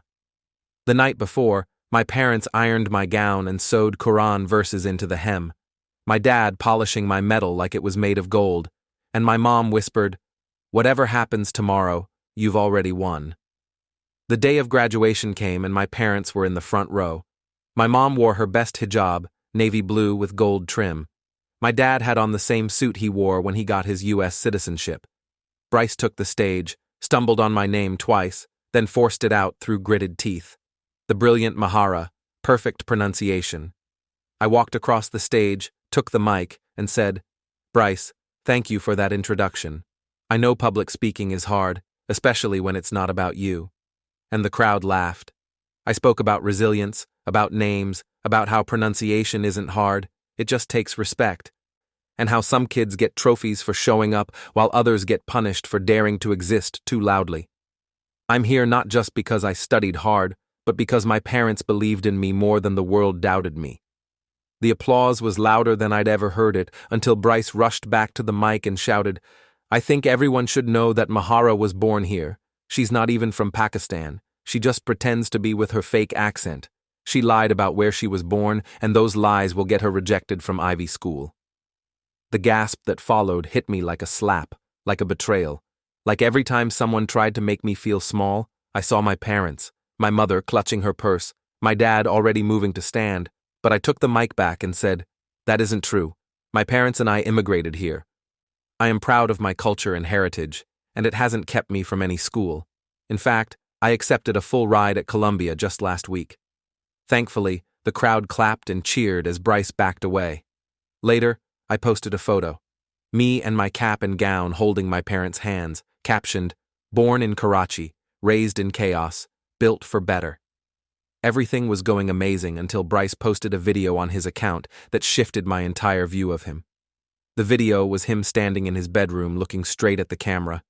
His face was red and puffy like he'd been crying. I didn't want to watch it at first. I was done with his drama. My graduation party was that evening, and I had family flying in from Pakistan. I had better things to do than give Bryce more attention. But my friend Danielle texted me about it. Then my other friend Wayne. Then 5 more people. The video was spreading through our graduating class like wildfire. I finally clicked on it while helping my mom prepare samosas for the party. Bryce looked different in the video, not smug or confident. He looked broken. He started talking about how his dad had forced him to try to take me down at graduation, how his father had been furious that I hit Bryce for valedictorian. Apparently, his dad had threatened to cut off his college money if he didn't try to humiliate me one last time. I almost dropped my phone in the cooking oil. This couldn't be real. Was this some kind of weird trick? Another way to mess with me? I watched the whole 8-minute video. Bryce actually apologized. He admitted to bullying me for years because he was jealous of how smart I was without even trying. He said his dad had always pushed him to be the best, and when he couldn't hit me academically, he tried to tear me down in other ways. My mom noticed my expression and asked what was wrong. I couldn't even explain it properly. I just handed her my phone and let her watch. She frowned the whole time, then handed it back without saying anything. I knew that look. It was her wait and see face.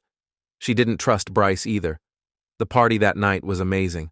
My aunts and uncles filled our small apartment with laughter and gifts. My cousins kept asking me about American colleges and if I could help them apply too. For a few hours, I forgot about Bryce and his weird confession video. Then my phone buzzed with a text from an unknown number. "Mahara, It's Bryce. I need to talk to you. It's important. My dad saw the video. I showed the text to my dad. He suggested I ignore it. Tonight is for celebration, he said, passing me another plate of food. I agreed and put my phone away, but it kept buzzing. 5 more messages from Bryce, each one sounding more desperate than the last. The next morning, I woke up to 23 notifications. Most were from classmates asking if I'd seen what happened to Bryce. I scrolled through my feed and found photos of Bryce with a black eye and split lip. He posted them himself with the caption, "The price of telling the truth."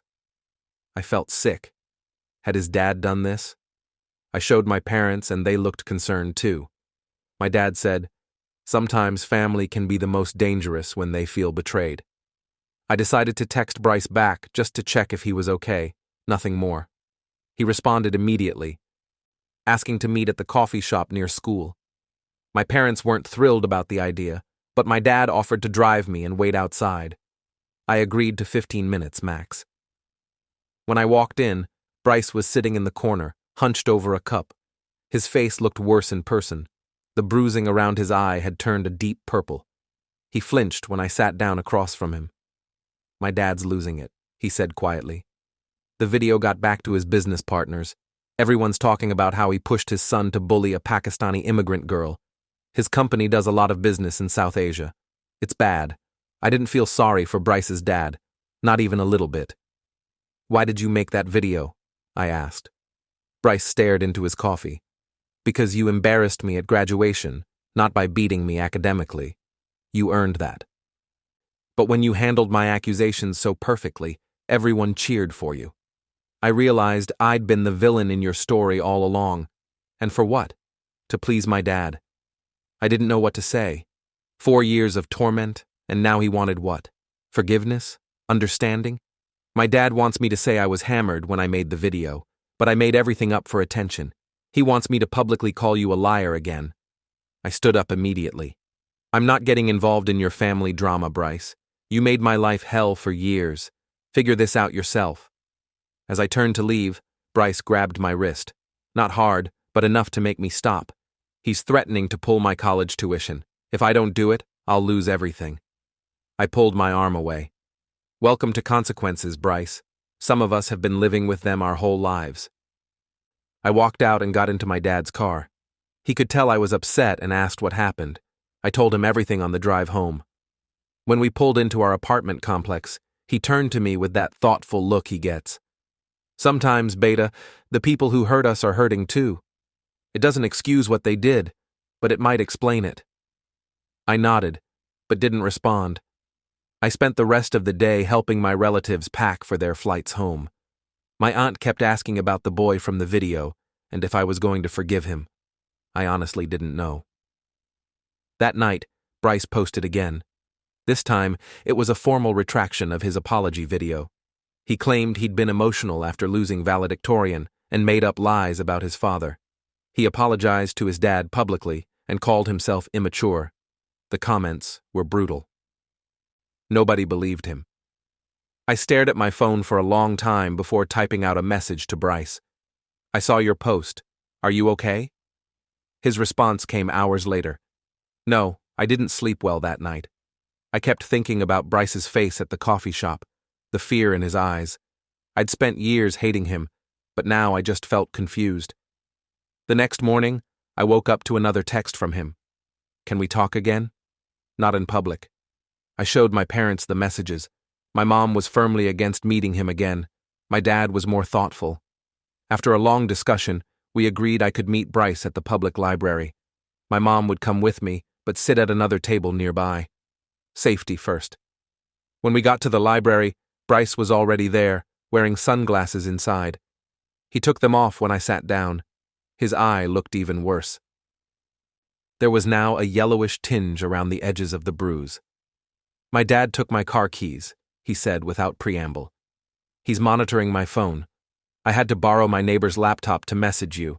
He's going through my stuff, deleting contacts of anyone who might have seen the original video." I glanced over at my mom, who was pretending to read a magazine while watching us like a hawk. "Why are you telling me this?" Bryce slid his phone across the table. On it was an email from Princeton, his dream school. It mentioned concerning reports about his character and requested a meeting with him and his parents before finalizing his admission. "My dad blames you for this," he said, taking the phone back. "He says if I don't fix things, I can kiss Princeton goodbye." I felt a chill. What does fix things mean? He wants me to say you manipulated me, that you were jealous of my family's success and tried to ruin our reputation. Bryce looked down. He's writing a script for me to follow in a new video. I almost laughed. That's ridiculous. No one would believe that. My dad has connections. He's friends with the editor of the local paper. He's talking about doing an interview about how cancel culture is ruining young men's lives. Now I was getting angry. "So, what do you want from me, Bryce?" "Permission to throw me under the bus again." He shook his head. "I want to get away from him. I have an aunt in Seattle. She said I could stay with her, but I need money to get there." My dad froze my accounts. I stared at him. Was this another manipulation? Some elaborate scheme? "Why should I help you?" "Because I have evidence," he said quietly. "I've been documenting things for months. I have screenshots of my dad's texts telling me to target you, voice recordings of him planning how to ruin your reputation if I didn't hit you academically. He's been obsessed with taking you down since junior year." My stomach dropped. Why would he care that much about me? It's not just about you. It's about what you represent. An immigrant girl beating his son. The legacy kid. It makes him crazy. Bryce looked around nervously. He's always been controlling, but now he's scary. Yesterday, he smashed my laptop when I refused to record the new video. I didn't know what to say. Part of me still didn't trust Bryce, but the bruises were real. The fear in his eyes seemed genuine. "I need to think about this," I told him. "I can't just give you money." He nodded. "I understand, but please don't take too long. My dad's getting more desperate." I rejoined my mom and we left. On the drive home, I told her everything. She was skeptical, but concerned about the violence. When we got home, my dad was equally troubled. We talked for hours about what to do. The next day, I got an email from a local news site asking for comment on allegations made by the Thompson family. I showed my parents. My dad immediately called his friend Harold, who was a lawyer. Harold advised us not to respond yet. Things escalated quickly after that. Bryce's dad, Mr. Thompson, posted on his business page about false accusations damaging his family's reputation. He didn't name me directly, but everyone knew who he meant. Then, local community Facebook groups started sharing the post. People who didn't even know me were suddenly discussing whether I was a manipulative liar. I felt sick. This was supposed to be my summer before college, a happy time. Instead, I was watching my reputation get dismantled by a man I'd barely met. My phone buzzed with a text from Danielle. "Have you seen what Bryce just posted?" I hadn't. I quickly opened social media and found a new video from Bryce. This one was different. He looked polished, well-dressed. The bruises were covered with makeup. He spoke carefully, reading from something off camera. He claimed I had been jealous of his success and had manipulated him into making the first video to damage his family's reputation. He apologized to his father for falling for Mahara's tricks. I threw my phone across the room. My mom rushed in, alarmed. I couldn't even speak. I just pointed at my phone. She picked it up, watched the video, and immediately called my dad. Within an hour, my small support system assembled in our living room. My parents, Harold, the lawyer, my two closest friends, Danielle and Wayne, and my former ESL teacher, Miss Kathleen. They all watched both videos, compared them, and agreed. The second one seemed forced. "He's reading cue cards," Wayne pointed out. "Look at his eyes tracking something and the bruises," Danielle added. "They tried to cover them, but you can still see the yellow around his eye." Harold was more practical. "We need to decide what to do. This is getting out of hand." Miss Kathleen suggested we reach out to Princeton directly. They should know what's really happening before they make any decisions about either student. I wasn't sure. Escalating things might make it worse, but then my phone buzzed with another text from Bryce. "I'm sorry." He was standing right there. I had no choice. That settled it for me. I decided to fight back. Not just for myself, but for Bryce too. No one deserved to live in fear like that. We crafted a careful email to Princeton explaining the situation without making accusations we couldn't prove. We attached links to both videos and noted the concerning physical changes in Bryce between them. Miss Kathleen added a character reference for me. We sent similar emails to Columbia, where I was headed in the fall. The next day, things got worse. Mr. Thompson escalated his campaign. Somehow, he got my cell phone number and started calling repeatedly. I blocked him, but then he started emailing. The messages were polite on the surface, but contained veiled threats about consequences for defamation. Harold advised my parents to keep records of everything. He helped us draft a cease and desist letter, though he admitted it probably wouldn't do much except show we were serious. Meanwhile, Bryce went silent. No new posts, no texts. I was worried about him. What if his dad had hurt him worse this time? 3 days later, I was helping my mom clean the apartment when someone knocked on our door. My mom peeked through the peephole and gasped. It was Bryce, looking terrible, thin, pale, with a new bruise on his jaw. My mom hesitated, then opened the door. Bryce stumbled in, carrying a backpack. "I'm sorry," he said, his voice. "I didn't know where else to go." He found out I was planning to leave. My dad came in from the bedroom, alarmed to find Bryce in our living room. Bryce quickly pulled out his phone and played a recording. It was his father screaming about ungrateful children and threats to end this Pakistani girl's college dreams once and for all. My parents exchanged a look I couldn't quite read. Then my dad did something that shocked. He offered Bryce our couch for the night. No one should feel unsafe in their home. He said simply, "That night was surreal. My former bully slept in our living room while my parents whispered in their bedroom about what to do. I lay awake wondering how my life had taken such a strange turn. In the morning, Bryce showed us more evidence. Screenshots of his dad's messages to business associates asking them to help deal with this situation. Emails to Princeton questioning my character. Even a draft of an article his dad wanted published in the local paper, painting me as a calculating manipulator who played the victim card. "He's obsessed," Bryce said, scrolling through his phone. "It's like he can't stand that someone like you could hit someone like me. The someone like you stung, but I let it go. We had bigger problems." My dad called Harold again. This time, Harold came over in person. He reviewed everything Bryce had shown us and took copies. He explained that while Mr. Thompson's behavior was concerning, much of it wasn't technically illegal. The best approach might be to counter his narrative, rather than try to silence him. "People like this thrive on control and fear," Harold explained. "The best defense is often full transparency." We spent the day crafting a response, not just for Princeton, but for everyone. With Bryce's permission, we compiled the evidence into a single document: the texts, the emails, the recordings. We added context, explaining the history of Bryce's bullying and his father's enabling. Then came the hard part, deciding what to do with it all.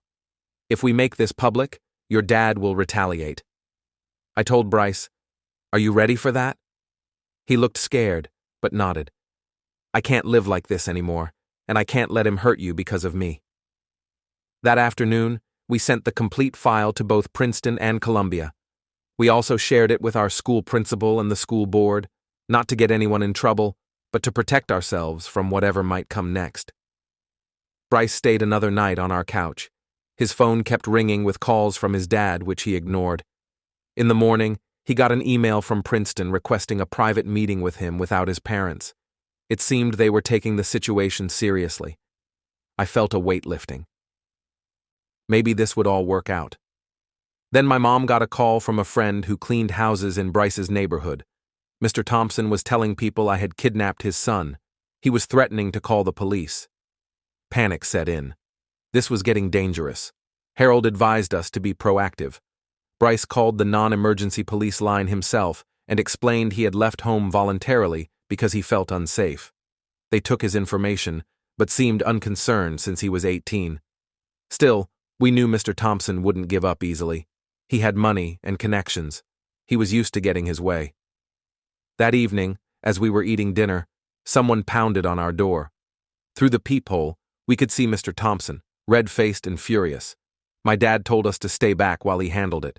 I couldn't hear everything, but my dad's voice remained calm while Mr. Thompson's got louder. Finally, my dad said clearly enough for us to hear, Your son is welcome here as long as he needs. If you continue harassing my family, we will take appropriate legal action." The door closed. Mr. Thompson shouted something from the hallway, then stormed off. My dad came back looking shaken, but resolute. "He's not a Wellman," was all he said. The next day, Bryce got another email from Princeton. They wanted to meet with him as soon as possible, alone. He was nervous, but agreed. My dad drove him to the meeting and waited outside. When Bryce came out 2 hours later, he looked different, lighter somehow. He showed us the email on his phone. Princeton had reviewed the evidence and found his situation deeply concerning. They were still offering him admission, but with a new financial aid package that didn't depend on his parents' contribution. "They believe me," he said, sounding amazed. "They actually believe me." Columbia sent me a similar email, assuring me they had reviewed the situation and my admission was secure. They even offered to connect me with their student support services if I needed help dealing with the stress of the situation. For the first time in weeks, I felt like I could breathe again. Mr. Thompson's campaign of intimidation had failed. The truth had won out. Bryce stayed with us for another week while he arranged to move in early to Princeton's summer housing. His aunt in Seattle sent him money for expenses. He was quiet most of the time, helping with dishes and keeping to himself. Sometimes I caught him watching my family with a strange expression, like he was studying us. The night before he left, he finally talked to me properly. We sat on our small balcony watching the sunset. I never understood what family was supposed to be like until I stayed here. He said, "Your parents actually like you. They're proud of you just for being you." I didn't know what to say to that. It was sad, but also irritating. Was I supposed to feel sorry for the guy who had tormented me for years? "I know you probably hate me," he continued. "You should. I was awful to you, but thank you for helping me anyway." I thought about it for a moment. I don't hate you. I just don't know you. The real you, not the bully or the victim. He nodded. That makes sense. I'm not sure I know the real me either. The next morning, my dad drove Bryce to the bus station. He was heading to Princeton to start his new life. As they were leaving, Bryce turned to me awkwardly. "Columbia's lucky to have you," he said. "Try not to be valedictorian there too. Some rich kid might lose his mind." I actually laughed. Maybe there was a decent human under all that privilege after all. After Bryce left, things calmed down. Mr. Thompson made a few more attempts to spread his narrative, but without Bryce to manipulate, his story fell apart.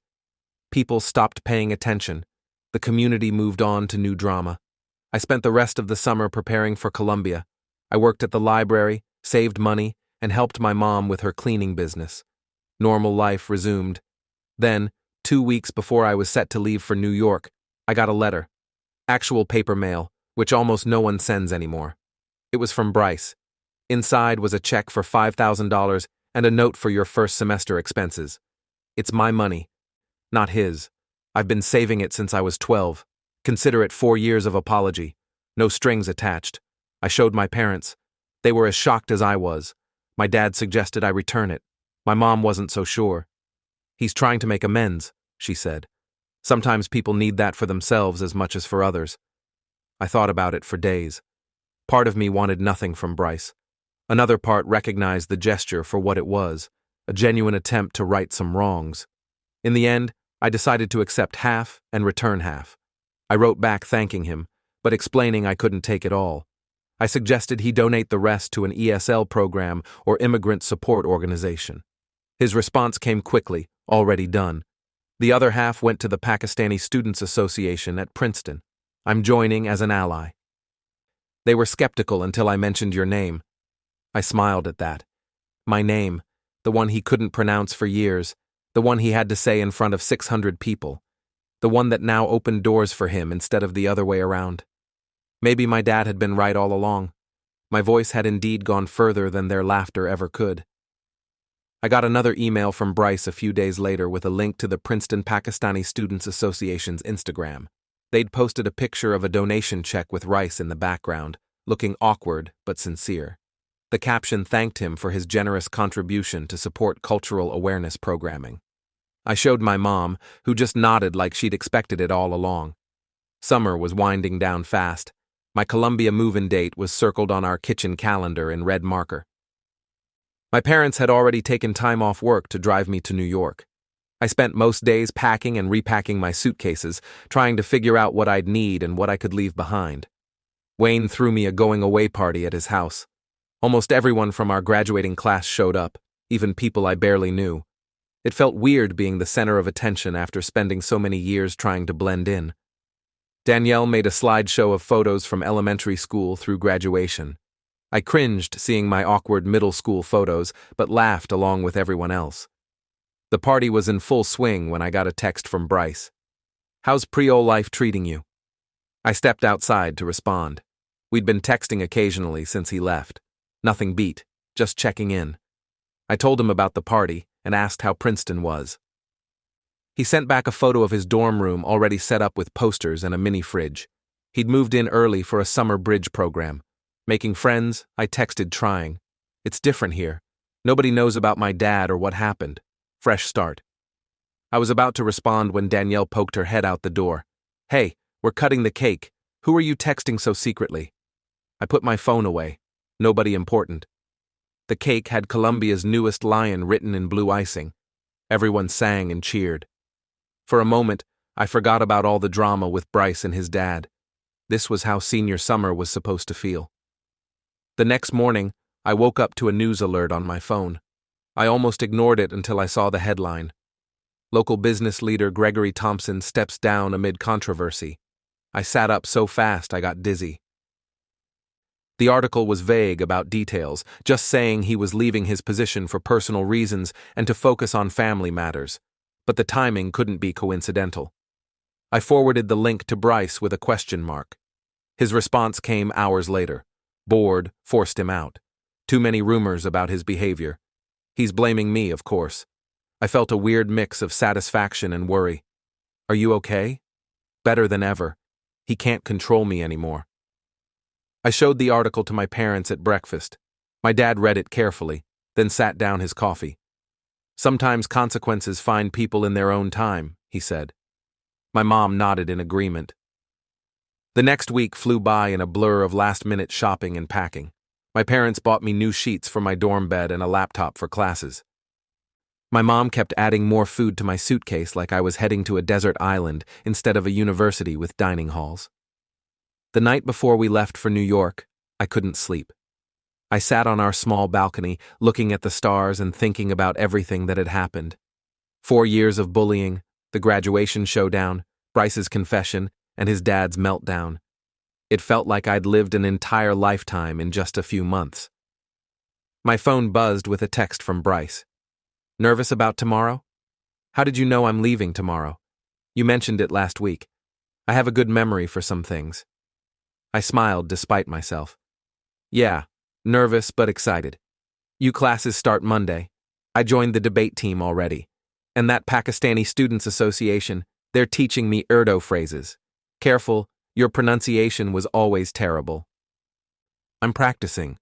Maybe someday I'll say your name perfectly in multiple languages." I laughed out loud at that. Who would have thought I'd be joking around with Bryce Thompson at midnight before college? My dad found me on the balcony around 1 a.m. and brought me a cup of chai. We sat together in comfortable silence for a while. Finally, he said, "I'm proud of how you handled everything this summer." I leaned against his shoulder like I used to do when I was little. I learned from the best. The drive to New York the next day took forever. We hit traffic in New Jersey and again in Manhattan. My dad kept checking the GPS while my mom fretted about being late for check-in. I sat in the back seat, watching the scenery change from suburbs to city. Columbia was more beautiful than I remembered from my campus visit.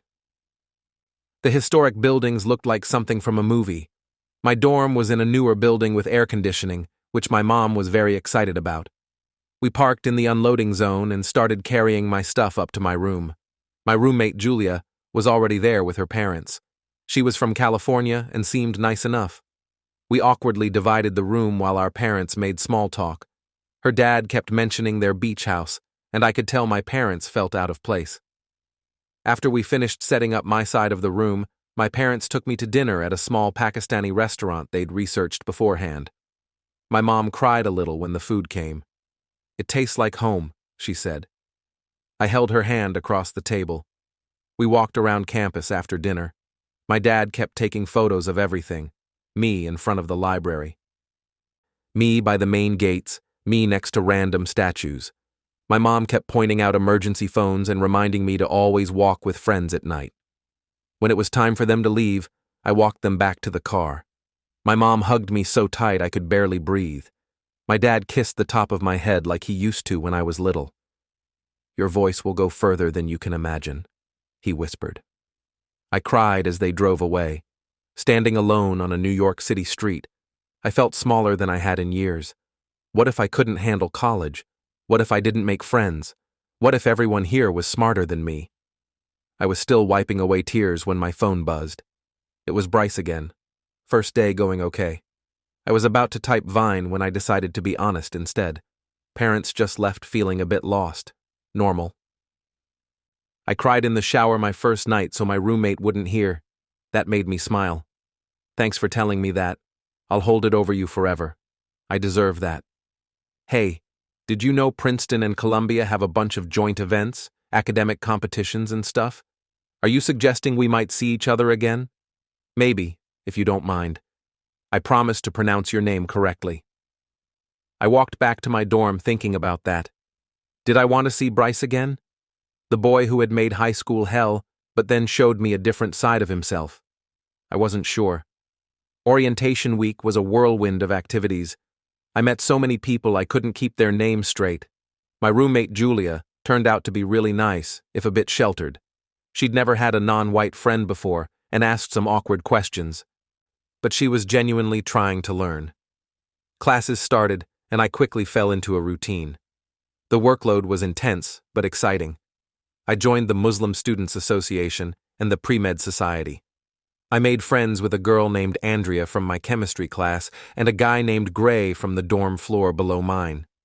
About a month into the semester, I got an email about an upcoming debate competition with Princeton. Teams from both schools would argue topics related to immigration policy. There was a link to sign up. I stared at it for a long time before clicking.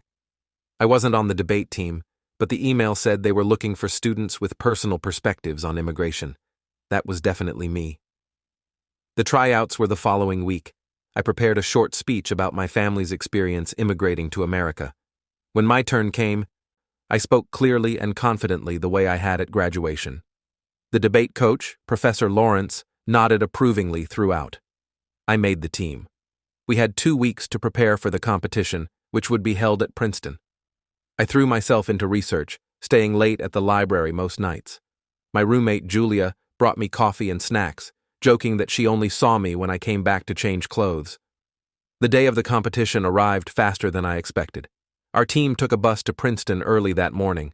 The campus was gorgeous, all ivy-covered buildings and perfectly manicured lawns. It screamed old money in a way that made me slightly uncomfortable. We gathered in a large lecture hall for the opening remarks. I was scanning the Princeton team when I spotted him. Bryce was sitting in the front row wearing a blue blazer with the Princeton logo. He saw me at the same time and gave a small wave.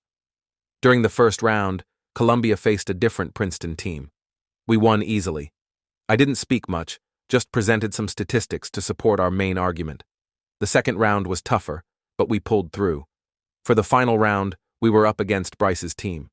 The topic was, should immigration status be considered in college admissions? We were arguing that it shouldn't. As I listened to Bryce's opening statement, I realized something had changed. He spoke passionately about the contributions of immigrant students, citing research about academic achievement and cultural enrichment. When it was my turn to speak, I shared my personal story, how my parents had sacrificed everything for my education, how I'd faced discrimination, but persevered. I didn't look at Bryce while I spoke, but I could feel his eyes on me. In his rebuttal, Bryce acknowledged the validity of my experience, but argued that universities should be aware of immigration status, not to discriminate, but to provide appropriate support services. It was a nuanced take I hadn't expected. The judges deliberated for nearly 30 minutes before declaring Columbia the winners by a narrow margin. As people gathered their things, Bryce approached me. "Great job," he said, extending his hand. Your closing argument was killer. I shook his hand, feeling strange about the formality. Thanks. You've gotten better at this. I had a good teacher. He smiled. And for once, it wasn't smug or forced. A few of us are getting dinner in town. Would you and your team want to join? I looked over at my teammates who were watching curiously. Sure, why not? Dinner was surprisingly fun.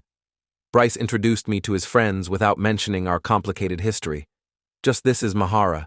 She's brilliant. His Princeton friends were mostly okay, though. One guy named Randy kept interrupting everyone. As the night went on, I found myself sitting next to Bryce. So, I said quietly, the Pakistani Students Association. How's that going? He laughed. They've been patient with me. I'm learning a lot. He hesitated, then added, my dad cut me off completely after the board forced him out. He's telling family I'm dead to him.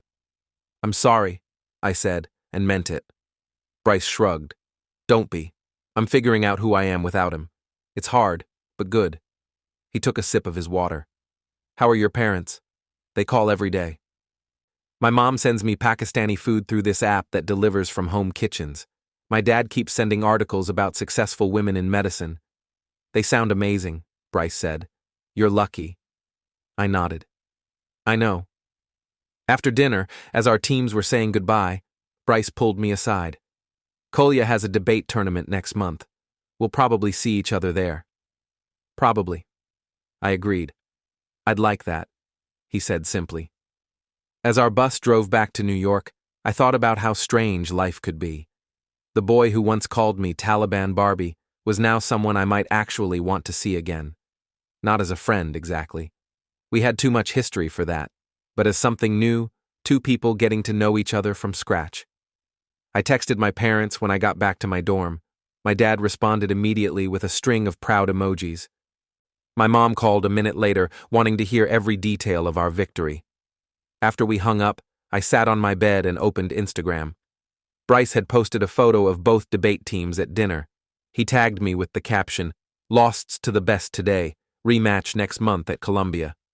I liked the post, then added a comment, "Pronunciation still needs work, but you're getting there." His response came seconds later. "Practice makes perfect, Mahara." He'd spelled my name correctly. It was a small thing, but it felt like the end of one chapter and the beginning of another.